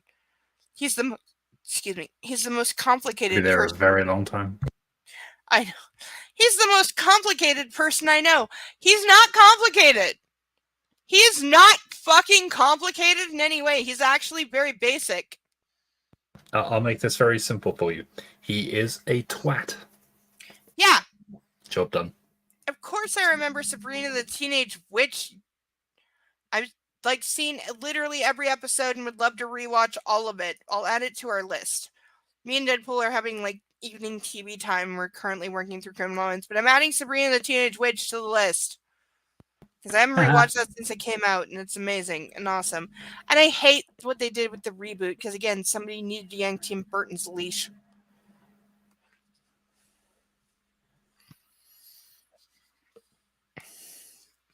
He's the most complicated person I know, and I cannot understand his ever-changing moods. He seemed fine when I went into his study. We had sex, and then he wasn't. No, I don't get it. I look to my subconscious. She's whistling with her hands behind her back and holding and looking anywhere but at me. She hasn't got a clue. and my inner goddess is still basking in the remnant of post-cuddle glow. No, we're all clueless. So she has at least two, like, schizophrenic, dissociation, other personalities.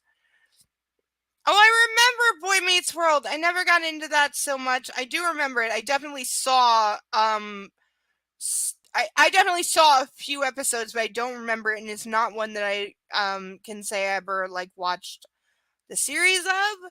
I know there was a reboot as well, which I don't know anything about. But I definitely saw a few episodes. I was more of a home improvement girl. Again, I fell on my face in front of Richard Karn and he nearly stepped on my head. Cause, you know that story, right, Mark? Oh, what's that? Oh, that shortly after Home Improvement ended, they were filming Richard Karn, the guy who played Al, was filming a movie where I live, and I happened to I was walking with my mother, and we got pulled into the crowd. And long story short, I got shoved over a police barrier and fell on my face as an 8-year-old onto the concrete and looked up to see Richard Karn trying not to step on my head because I had literally fallen under him in front of him as a child and gotten pushed by the crowd.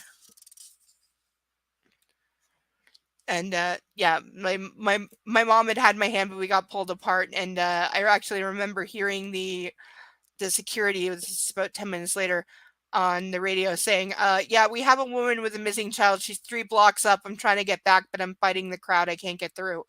Because we'd gotten literally pulled apart by the crowd. And I guess she had to go 3 blocks up before she got out of it enough to grab a security guard and basically say, like, I've lost my child. My child's lost in the crowd. Help, help, help, help, help. Yeah, I remember hearing people like shouting to the crowd because they were filming a crowd scene because Karn was playing the president, American, arriving at an event. So they had like hundreds of extras in local people in the crowd because it was supposed to be crowded. But then when you have to fight back against that, saying like, okay, I need to get this woman 3 blocks back because her child is on the ground in front of Richard Karn crying because her face is bleeding because my face got scraped on the concrete. And like I was 8 years old and I wanted my mommy, you know? Yeah. So there was that. Yes, Home Improvement was great. I remember crying when they canceled it. I really did.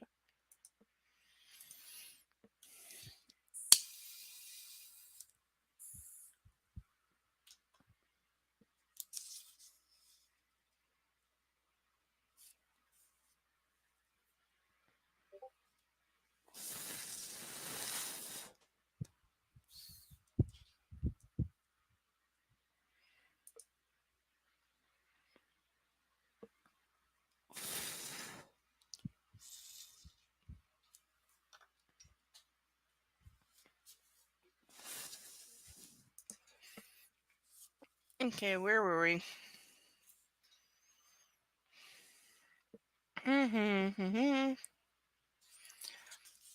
Just talking to her inner voices. A towel dry my hair, comb it through with Christian's one and only hair implement, and put my hair up in a bun. Kate's plum dress hangs laundered and ironed in the closet, along with my clean bra and panties. Mrs. Jones is a marvel. Slipping on Kate's shoes, I straighten my dress and take a deep breath. I head back out to the great room. Christian is still nowhere to be seen, and Mrs. Jones is checking the contents of the pantry. Tea now, Miss Steele? She asks. Please, I smile at her. I feel slightly more confident now that I'm dressed. Would you like something to eat? No, thank you. Of course you'll have something to eat, Christian snaps, glowering. She likes pancakes, bacon, and eggs, Mrs. Jones. He doesn't actually know this.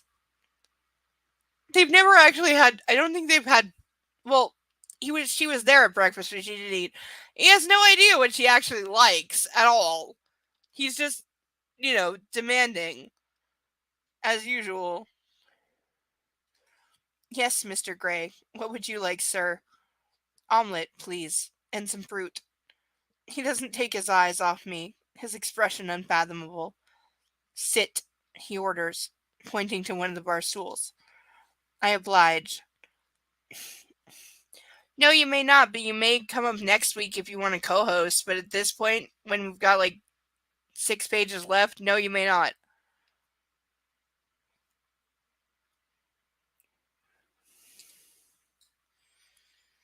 I oblige, and he sits beside me while Mrs. Jones busies herself with breakfast. Gosh, it's unnerving having someone else listen to our conversation. Have you bought your air ticket? Have you bought your air ticket? I'm sorry, is that how plane tickets are referred to ever, as air ticket? Or is that E.L. James having a Britishism?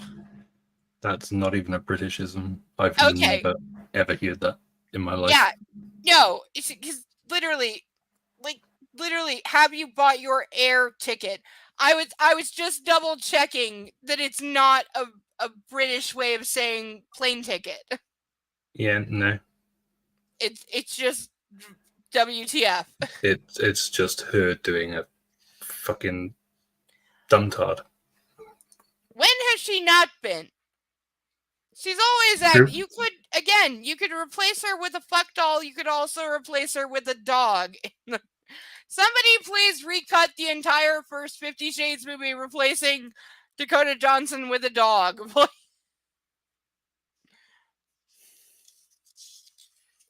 No, I'll buy it when I get home.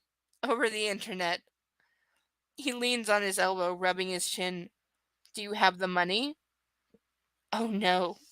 Yes, I say with mock patience, as if I'm talking to a small child. He raises a censorious eyebrow at me. Censorious. CENSORIU. No. CENSORIOUS.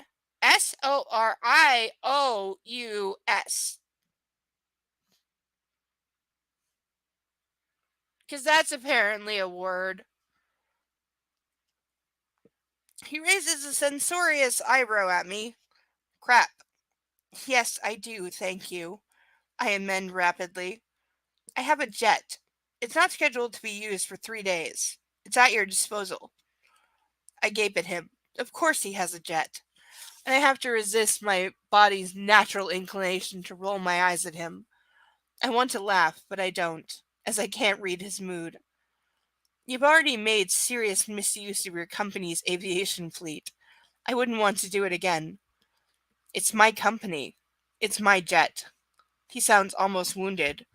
Oh, boys and their toys. Mark, I feel like you can appreciate this. As you would like to own a jet / helicopter / train / everything. Well, technically, I do own part of the Spitfire, so. I'm very sure that that's true. Mm-hmm. Thank you for the offer, but I'd be happier taking a scheduled flight. He looks as if he wants to argue further, but decides against it. As you wish, he sighs. Do you have much preparation to do for your interview? No. Good. You're still not going to tell me which publishing houses. No. His lips curl up in a reluctant smile. I'm a man of means, Miss Steele. I'm fully aware of that, Mr. Gray. Are you going to track my phone? I ask innocently. Yes. Do you think for a second he ever stopped doing that? Do you think the laptop he bought you isn't stuffed with spyware and that he's literally remote activating the cam and the mic to watch you and your roommate at all times and doing the same on your phone? Because he absolutely freaking is. And she wouldn't even be surprised. Really. Actually, I'll be quite busy this afternoon, so I'll have to get someone else to do it. He smirks. Is he joking? The fact that you have to ask. If you can spare someone... No, he's not joking. No, he's not. No, absolutely not. Absolutely not. And he later kind of admits it, or at least his security on his behalf does. Because in a later movie, her personal bodyguard literally tells her that he's reporting on her movements and activities in real time every literally 60 seconds directly to Christian Grey. So he knows her literal every move, word, conversation, meetup, movement, and thought in real time by her bodyguards that report to him. They admit it. It's like the fact that they left it in the movie still boggles me because it's so undeniably creepy. There's no way you make it good ever. And that's in the movie. So it's just like, what the actual fuck? Like, you can only cover up so much.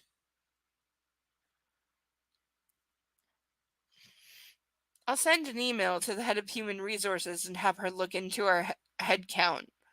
His lips twitched to hide his smile. Oh, thank the Lord he's recovered his sense of humor. Mrs. Jones serves us breakfast and we eat quietly for a few moments. After clearing the pans, tactfully, she heads out of the living area. I peek up at him. What is it, Anastasia? You know, you never did tell me why you don't like to be touched. He blanches and his reaction makes me feel guilty for asking. I've told you more than I've told anybody. His voice is quiet as he gazes at me impassive, and it's clear that he's never confided in anyone. Doesn't he have any close friends? Have you seen any? He hates his own family. Perhaps he told Mrs. Robinson? I want to ask him, but I can't. I can't pry that invasively. I shake my head at the realization. He really is an island. Fucking ask the question! Will you think about our arrangement while you're away? He asks. Yes. Will you miss me? I gaze at him, surprised by his question. Yes, I answer honestly. How could he mean so much to me in such a short time? Very bad writing. He's got right under my skin. Literally. He smiles and his eyes light up. I'll miss you too. More than you know, he breathes. My heart warms at his words. He's really trying hard. How is this trying of any kind? He's trying at what? He's literally just making polite conversation the morning after and implying that usually he doesn't do this. Usually his subs just stay in their own room until he summons them to be used and then throws them back in their room and they don't talk from Friday to Sunday while they're at his place. He doesn't talk to his toys.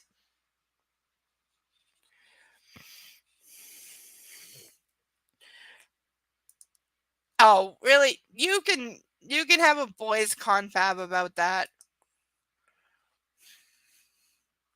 I know, right? I'm sure he has a submarine. I'm very sure. Because you know she's gonna write a secondary trilogy to this shit any day now. The only reason she hasn't is because The Mister got turned into a movie, so she's writing the screenplay for that. Give it 5 to 10 years, she will write. She'll take a page from George Lucas and write 4, 5, and 6 of 50 Shades, and it'll be after the end of the second movie where they have or the third movie where they have 2 kids. It'll be oh, the kids are grown now and we're in our 40s, but we want to get kinky again and rediscovering all that and blah blah blah and relationship and again, The Missus is an entirely married book and the marriage was so utterly toxic.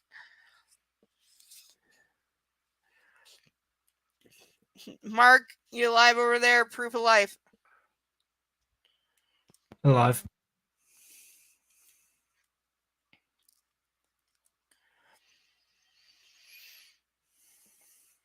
It's late afternoon and I sit nervously and fidgeting in the lobby waiting for Mr. I'm not making this up. Waiting for Mr. J. Hyde of Seattle Independent Publishing. Really? I know who this character is and what he turns out to be. And naming him J. Jekyll Hyde. Really?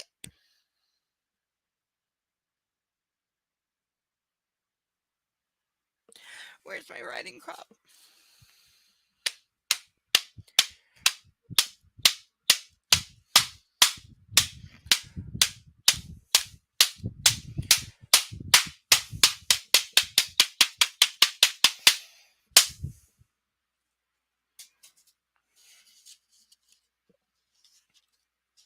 Someone clip that, please. Mark? I'm sure it'll get done. Deadpool, you now have 3 things to clip tonight, and I'm serious. I expect the clips. You know what they are, and Mark, reach out to Mark because he has them time-coded.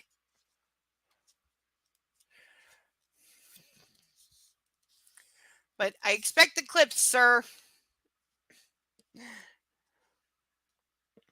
Waiting for Mr. J. Hyde of Seattle Independent Publishing. This is my second interview today, and the one I'm most anxious about. My first interview went well, but it was for a larger conglomerate with offices based throughout the United States, and I would be one of many editorial assistants there. I can imagine being swallowed up and spat out pretty quickly in such a corporate machine. SIP is where I want to be. It's small and unconventional, championing local authors, and has an interesting and quirky roster of clients. So she's a hipster. My surroundings are sparse, but I think it's a design statement rather than frugality. I'm seated on one of 2 dark green Chesterfield couches made of leather, not unlike the couches that Christian has in his playroom. I stroke the leather appreciatively and wonder idly what Christian does on that couch. Like you don't know! You know what he does!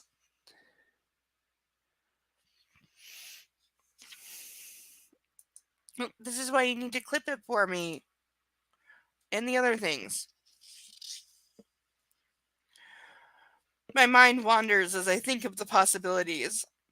No, I must not go there now. I flush my wayward and inappropriate thoughts. The receptionist is a young African-American woman with large silver earrings and long straightened hair. She has a bohemian look about her. The sort of woman I could be friendly with. The thought is comforting. Every few moments she glances up at me, away from her computer, and smiles reassuringly. I tentatively returned her smile. My flight is booked. My mother is in 7th heaven that I'm visiting. I'm packed and Kate has agreed to drive me to the airport. Christian has ordered me to take my BlackBerry and the Mac. I roll my eyes at the memory of his overbearing bossiness. Then don't take them. Then leave them at home. I roll my eyes at the memory of his overbearing bossiness, but I realize now that's just the way he is. He likes control over everything, including me. Gee, you think? So she's now saying, oh, that's just one of his traits. That's just how he is. She's already making excuses and normalizing his incredibly creepy, million miles over the line behavior. That's just how he is. Yet he's so unpredictably and disarmingly agreeable, too. He can be tender, good-humored, even sweet. Where am I during these scenes? How have I missed these? Because I haven't seen any of that at all, ever, from him. And when he is, it's so left field and unexpected. He insisted on accompanying me all the way down to my car in the garage. Jeez, I'm only going for a few days. He's acting like I'm going for weeks.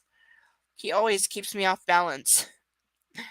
Anna Steele, a woman with long, black, pre-Raphaelite hair.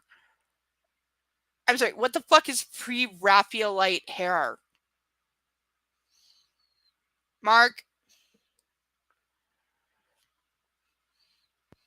Fuck if I know. Yeah. Chat, help! A woman with long black pre-Raphaelite hair standing by the reception desk distracts me from my introspection. She has the same bohemian, floaty look as the receptionist. She could be in her late 30s, maybe in her 40s. It's so difficult to tell with older women. Yes, I reply, standing awkwardly. She gives me a polite smile, her cool hazel eyes assessing me. I'm wearing one of Kate's dresses, a black pinafore over a white blouse and my black pumps. Very interview, I think. My hair is restrained in a tight bun, and for once the tendrils are behaving themselves. She holds her hand out to me. Hello, Anna. My name is Elizabeth Morgan. I'm head of resources here at SIP. How do you do? I shake her hand, and she looks very casual to be the head of HR. Please follow me. We go through the double doors behind the reception area into a large, brightly decorated open-plan office, and from there into a small meeting room. The walls are pale green, lined with pictures of book covers. At the head of the maple conference table sits a young man with red hair tied in a ponytail. Small silver hooped earrings glint in both his ears. He wears a pale blue shirt, no tie, and stone chinos? The hell? Again, I need somebody to explain stone chinos, please. As I approach him, No, he... chino trousers. Does he mean... Is it pants? Yeah, it's a type of, yeah. What does stone mean? It's the color. Oh. So he's wearing, like, gray pants. Yeah, basically. Okay. As I approach him, he stands and gazes at me with fathomless dark blue eyes. Anna Steele, I'm Jack Hyde. I'm never gonna be able to... I can't handle that name. I'm sorry. I can't handle the name. The acquisitions editor here at SIP, and I'm very pleased to meet you. We shake hands, and his dark expression is unreadable, though friendly enough, I think. Have you traveled far? He asks pleasantly. No, I've recently moved to the Pike Street Market area. Oh, not far at all then. Please take a seat. I sit, and Elizabeth takes a seat beside him. So why would you like to be an intern for us at SIP, Anna? He asks. He says my name softly and cocks his head to one side. Like someone I know. It's unnerving. Doing my best to ignore the irrational wariness he inspires, I launch into my carefully prepared speech, conscious that a rosy flush is spreading across my cheeks. I look at both of them, remembering the Catherine Kavanaugh successful interviewing technique lecture. Maintain eye contact, Anna. Boy, that woman can be bossy too sometimes. Jack and Elizabeth both listen attentively. You have a very impressive GPA. What extracurricular activities did you indulge at WSU? Indulge? I blink at him. What an odd choice of words. I launch into the details of my librarianship at the campus central library and one of my experiences of interviewing an obscenely rich despot for the student newspaper. I gloss over the fact that I didn't actually write the article. I mention the 2 literary societies that I belong to, and conclude with working at Clayton's and all the useless knowledge I now possess about hardware and DIY. They both laugh, which is the response I'd hoped for. Slowly I relax and begin to enjoy myself. Jack Hyde asks sharp, intelligent questions, but I'm not thrown, and I keep up as we discuss my reading preferences and my favorite books. Who the hell asked that in an interview? Like, that's a signal that things are going wrong. I think I hold my own. Jack, on the other hand, appears to only favor American literature written after 1950. Nothing else. No classics. Not even Henry James or Upton Sinclair or F. Scott Fitzgerald. Elizabeth says nothing, just nods occasionally and takes notes. Jack, though argumentative, is charming in his way, and my initial wariness dissipates the longer we talk. I need to stretch for a second. We've only got like 5 pages left.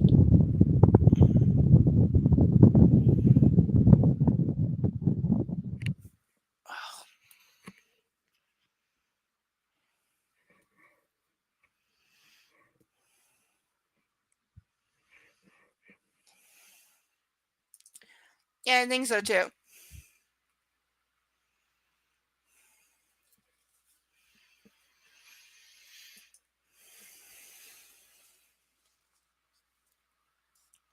No dispute to that, Mark? I was on a different screen. I don't know what might be disputing. Somebody said you're falling asleep. Well, it is nearly 5 o'clock in the morning here. That is true. We've only got a few pages left. And where do you see yourself in 5 years' time? He asks. With Christian Grey. The thought comes involuntarily into my head. My errant mind makes me frown. Copy editing, perhaps? Maybe a literary agent? I'm not sure. I'm open to opportunities. He grins. Very good, Anna. I don't have any further questions. Do you? He directs his question at me. When would you like someone to start? I ask. As soon as possible. Elizabeth pipes up. When could you start? I'm available from next week. That's good to know, Jack says. If that's all everyone has to say, Elizabeth glances at the two of us. I think that concludes the interview. She smiles kindly. It's been a pleasure to meet you, Anna, Jack says softly as he takes my hand. He squeezes it gently, so that I blink up at him as I say goodbye. I feel unsettled as I make my way to the car, though I'm not sure why. I think the interview went well, but it's so hard to say. Interviews seem such artificial situations. Everyone is on their best behavior, trying desperately to hide behind a professional facade. Did my face fit? I shall have to wait and see. I climb into my Audi A3 and head back to the apartment, though I take my time. I'm on the red-eye with a stopover in Atlanta. My flight doesn't leave until 10:25 this evening, so I have plenty of time. Kate is unpacking boxes in the kitchen when I return. How did they go? She asks, excited. Only Kate can look gorgeous in an oversized shirt, tattered jeans, and a dark blue bandana. Good. Thanks, Kate. I'm not sure this outfit is cool enough for the second interview. Oh? Boho Chic might have done it. Kate raises an eyebrow. You and Boho Chic? She cocks her head to one side. Gah. Why is everyone reminding me of my favorite 50 Shades? Actually, Anna, I think you're one of the few people who could really pull off that look. I grin. I really liked the second place. I think I could fit in there. The guy who interviewed me was unnerving, though. I trail off.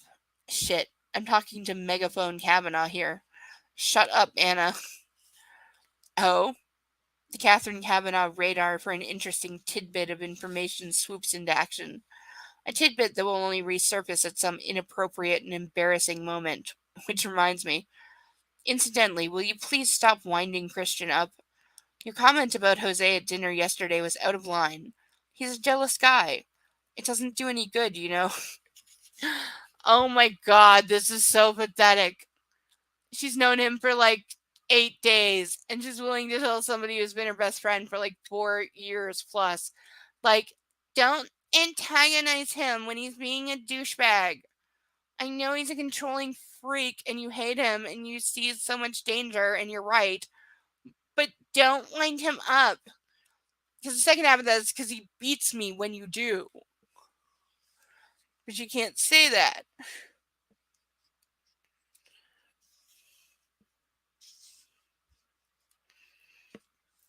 Okay, really, what are you doing?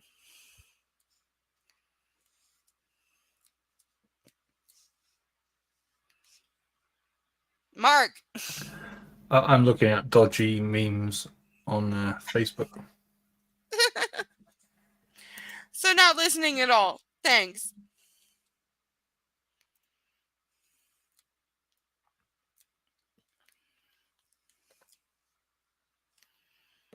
I've got to have something to put into a super secret sex orgy Discord server. So. I can help out there. I found one of my old hard drives. It's got all my old sex pics and and make your own porn vids. I could send you some more of those. You could post that. You have my permission to post those, by the way. I have thousands of pictures. I could Yeah, no, I'd get into trouble.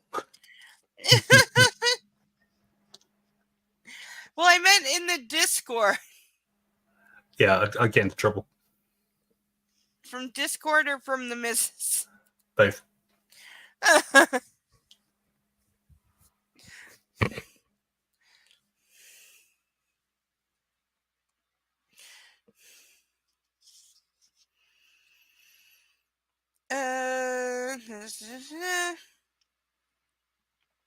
Look, if he wasn't Elliot's brother, I'd have said a lot worse.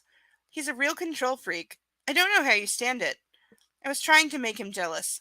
Give him a little help with his commitment issues. Again, it's been less than 2 weeks! She holds up her hands defensively. But if you don't want me to interfere, I won't, she says hastily with a scowl. Good. Life with Christian is complicated enough. Trust me. Jeez, I sound like him. Anna, she pauses, staring at me. You're okay, aren't you? You're not running to your mother to escape? I flush. No, Kate. It was you who said I needed a break. She absolutely is running to her mother to escape, by the way. That's exactly what she's doing. And she even said to Christian, I need to get away from you and think. I can't think when I'm around you. Because literally he doesn't let her. He literally jumps in and says, you will do this. He makes the decisions for her. That's what he's used to doing as a dom because he wants a slave, a mindless slave. But she is not that. And she's struggling with being that. And so, yeah, it's not working. And he doesn't understand. Like, he doesn't understand why she closed her legs and wouldn't let him finger her in front of his parents. He was completely confused by this because you're my property. I own you and you agreed to be my submissive. Therefore I can do whatever I want to you whenever I want to you. And what do you mean by closing your legs and not letting me do that in front of my parents? Like, I don't understand. And what do you mean you don't want me to physically beat you? Like, what do you mean? No. I've never heard this word before. She closes the distance between us and takes my hands. A most un-Kate-like thing to do. Oh no. Tears threaten. You're just, I don't know, different. I hope you're okay. And whatever issues you're having with Mr. Moneybags, you can talk to me. And I will try not to wind him up. Though frankly, it's a little like shooting fish in a barrel with him. Look, Anna, if something's wrong, tell me. I won't judge. I'll try to understand. Kate is the most real person. Kate is obviously the Caroline of the other book because she's the only one with a freaking head on her shoulders who is saying, yes, there's things wrong here. This is obviously wrong. You're a completely different person. And Kate's even said, every time you're around him, he leaves you in a crying heap all alone. Like, something is wrong. He's a control freak, and then he's gone and you're crying. I'm your friend and something's wrong. Again, Kate is obviously the Caroline, because she's the only person who's a little bit real sometimes. I was saying, like, yeah, he's, like, if he's that easy to wind up, like, come on. Maybe he's the problem, and stop, like, telling me not to wind him up. Everything winds him up.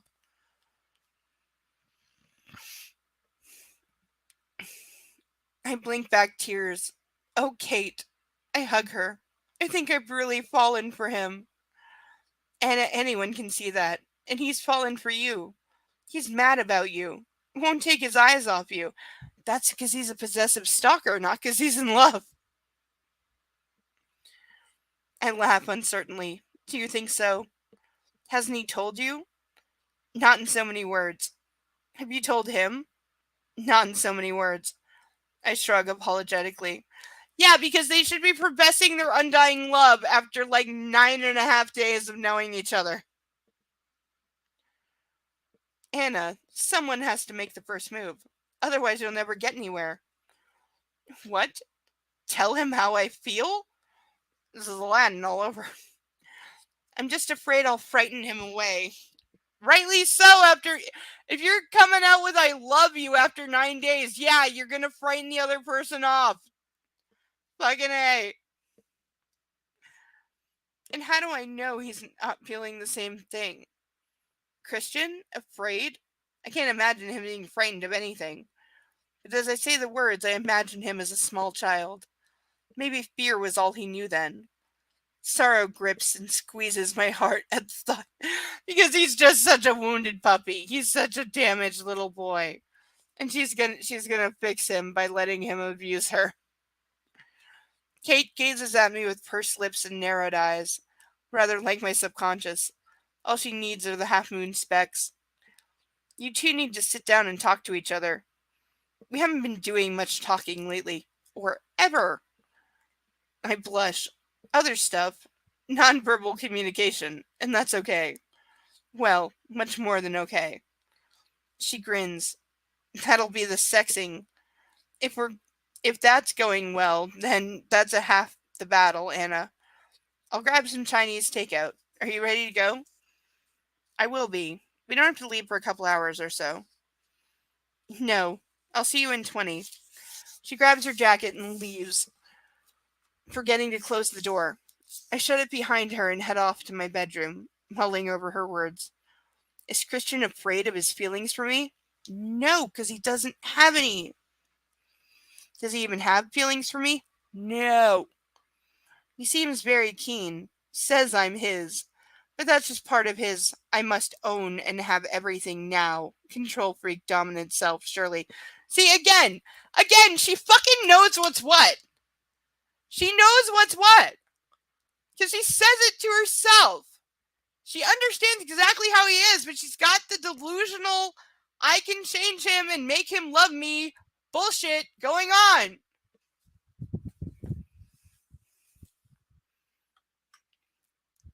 Mark! Mm-hmm. Are you paying any attention at all, or are you actually asleep? Bit of both.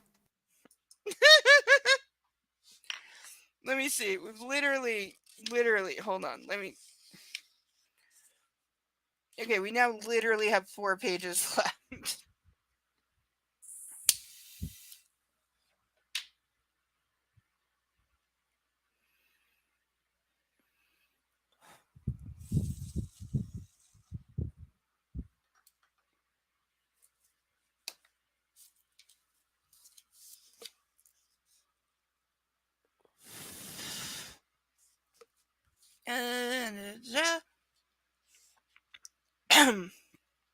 So her roommate's able to go out without closing the door.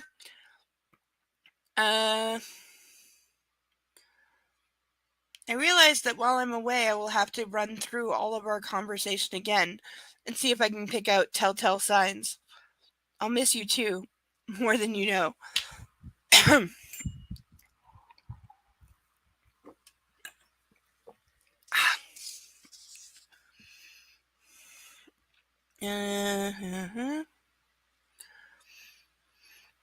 I shake my head. I don't want to think about it now. I'm charging the BlackBerry, so I haven't had it with me all afternoon. I approach with caution. I'm disappointed there are no new messages. I switch on the mean machine and there are no messages there either. Same email address, Anna. My subconscious rolls her eyes at me. And for the first time, I understand why Christian wants to spank me when I do that. Oh my god! Oh my god! Oh my god! She's starting to embrace his abusive bullshit. Okay, well, I'll write him an email.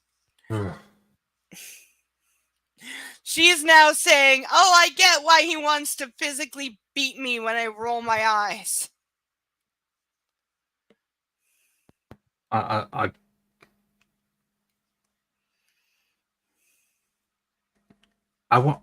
have an urge to physically beat him right now. Oh, I know. Believe me.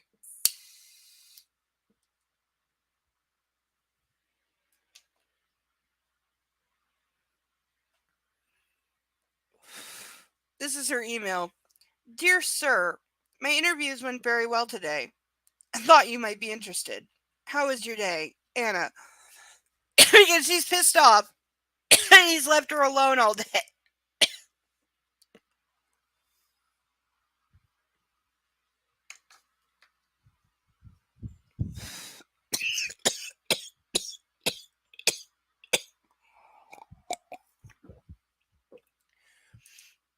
After doing like nothing but complaining about him demanding she answer immediately, I sit and glare at the screen. Christian's responses are usually instantaneous. I wait and wait, and finally I hear the welcome ping from my inbox. Dear Miss Steele, everything you do interests me. You are the most fascinating woman I know. I'm glad your interviews went well. My morning was beyond all expectations. My afternoon was very dull in comparison. Dear sir, the morning was exemplary for me too, in spite of you weirding out on me after the impeccable desk sex. Don't think I didn't notice. Thank you for breakfast, or thank Mrs. Jones. I'd like to ask you questions about her without you weirding out on me. Anna. My fingers hover over the send button, and I'm reassured that it'll be on the other side of the continent this time tomorrow. Anastasia. Weirding is not a verb and should not be used by anyone who wants to go into publishing. Impeccable? Compared to what, pray tell? And what do you need to ask about Mrs. Jones? I'm intrigued. Dear sir, language evolves and moves on. It's an organic thing, and it's not stuck in an ivory tower, hung with expensive works of art overlooking most of Seattle with a helipad stuck on its roof. Impeccable compared to the other times we've had, what's your word? Oh yes, fucked. Actually, the fucking has been pretty impeccable, period, in my humble opinion. But then, as you know, I have very limited experience. Is Mrs. Jones an ex-sub of yours? Anna. My fingers hover once more over the send button, and I press it. Anastasia. Mrs. Jones is a valued employee. I've never had any relationship with her beyond our professional one. I do not employ anyone I've had sexual relations with. I'm shocked that you would think so. Why wouldn't she think? She has every reason to think you have fucked every woman you've ever met ever, and that's literally what happens in the other book series. He is the guy that fucked every woman he met ever.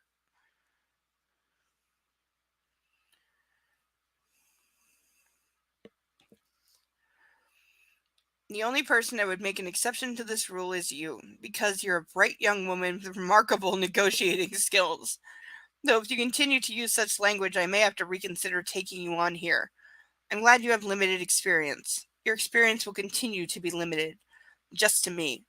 I shall take impeccable as a compliment, though with you. I'm never sure if that's what you mean, or if your sense of irony is getting the better of you as usual. Dear Mr. Gray, I think I have already expressed my reservations about working for your company.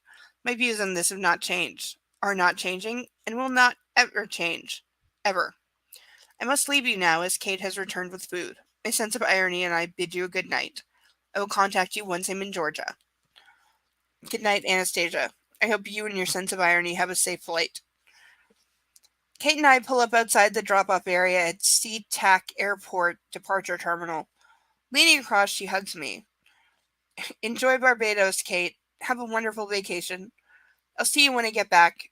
Don't let old moneybags grind you down. I won't. We hug again, and then I'm on my own. I head over to the check-in and stand in line, waiting with my carry-on luggage. I haven't bothered with a suitcase, just a smart rucksack that Ray gave me for my last birthday. Ticket, please. The bored young man behind the desk holds up his hand without looking at me, mirroring his boredom. I hand over my ticket and my driver's license as ID. I'm hoping for a window seat, if at all possible. Okay, Miss Steele, you've been upgraded to first class. What? Ma'am, if you'd go through the first class lounge and wait for your flight there. He seems to have woken up and is beaming at me like I'm Santa Claus and the Easter Bunny rolled into one. Surely there's some mistake. No. He checks the computer screen again. Anastasia Steele. Upgrade. He simpers. I'm sorry, he's a checking clerk and he's like, what? assuming she must be like Anastasia Jolie in like disguise. If she's been upgraded to first class. Oh my god. And he's literally simping before it was a thing. Ugh, I narrow my eyes. He hands me my boarding pass and I head towards the first class lounge, muttering under my breath, "Damn Christian Grey, interfering control freak. He just can't leave well enough alone." End of chapter! We lived. We lived! We live! Mark, I need your vote. You haven't voted yet. For the next book, do we read the second book in the original series, 50 Shades Darker, or do we read the same book that we're about to finish, told from Christian Grey's point of view, that was published 4 to 5 years later? So Grey, which is the retelling from his point of view, or the second book in the original series, Darker? Which one? She wrote the same book twice. Yeah, no, she redid all 3 of them, because there's Grey, Darker, and Freed. Yeah, she just took the one word and retold the entire series from Christian Grey's point of view, because Stephanie Meyer, who wrote Twilight, was doing that. She was retelling Twilight from Edward Cullen's point of view. However, the first half of the first book, I think it was called Morning Sun, wound up getting hacked from her and leaked online, and she was so devastated by it that she swore she'd never publish it and never finish it. And to this day, she hasn't. However, E.L. James tried to beat her to the punch and continued by, retelling all 3 50 Shades books, again, with 3 more books told from Christian's point of view. I mean, like most of the opinions and stuff that we get in this are his anyway. I mean, I know, but which one should we read next? The second in the original series, or his point of view of the first one? About the second. Second. Okay, so far the poll stands at 2 votes for the second book, 1 vote for Grey. That is the current poll, and I know who has voted and who hasn't. You only get to vote once.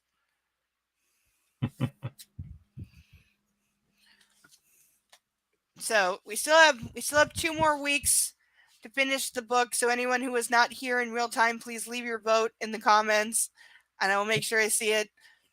Because I mean, the Grey one is just going to be him. Oh, we should shut up about this. I wish you'd shut up about that. I know. I don't know. I don't know just anything repeated about it. for like 30 odd chapters. I really don't know anything about it, so I have no idea. But I know it was before. It was while E.L. James still vehemently. I just upgraded her to first class. I'm such a nice person. Yeah, no, she still was vehemently defending the character of Christian Grey as being a romantic hero and like every woman's dream. Defended it so much that he's not abusive at all. Books. Yeah. Yeah. No, exactly. No, and a lot of people said she wrote them from his point of view to try and like basically prove that he's not an abuser.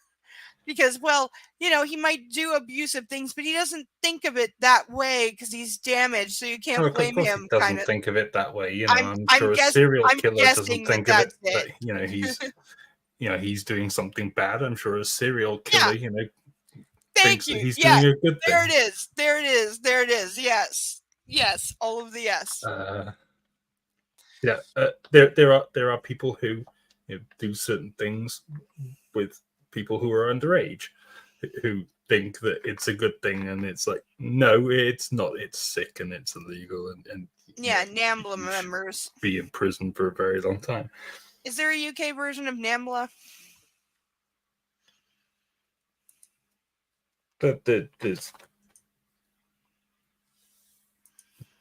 there are ways of describing that sort of thing.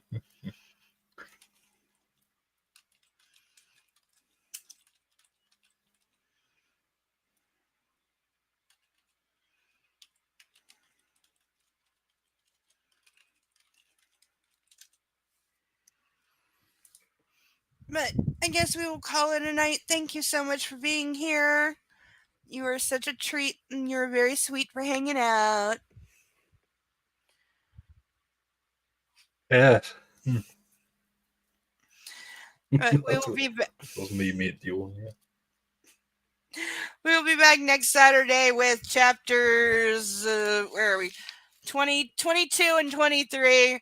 And then the week after will be the grand finale. And then we will move on to whichever book wins the poll. It is currently 2 for Darker, 1 for Gray. And we'll see where we end up. Because I know at least 4 more people that haven't voted yet. So we'll see. Get your votes in. Yeah, get your votes in. Darker or Gray. The official poll is in the Discord, though I know who has voted and who hasn't, so you don't get to vote twice. But thank you for being here. Have a good night. Love a fur baby, and have a good evening. Thank you, and come back next week. Bye.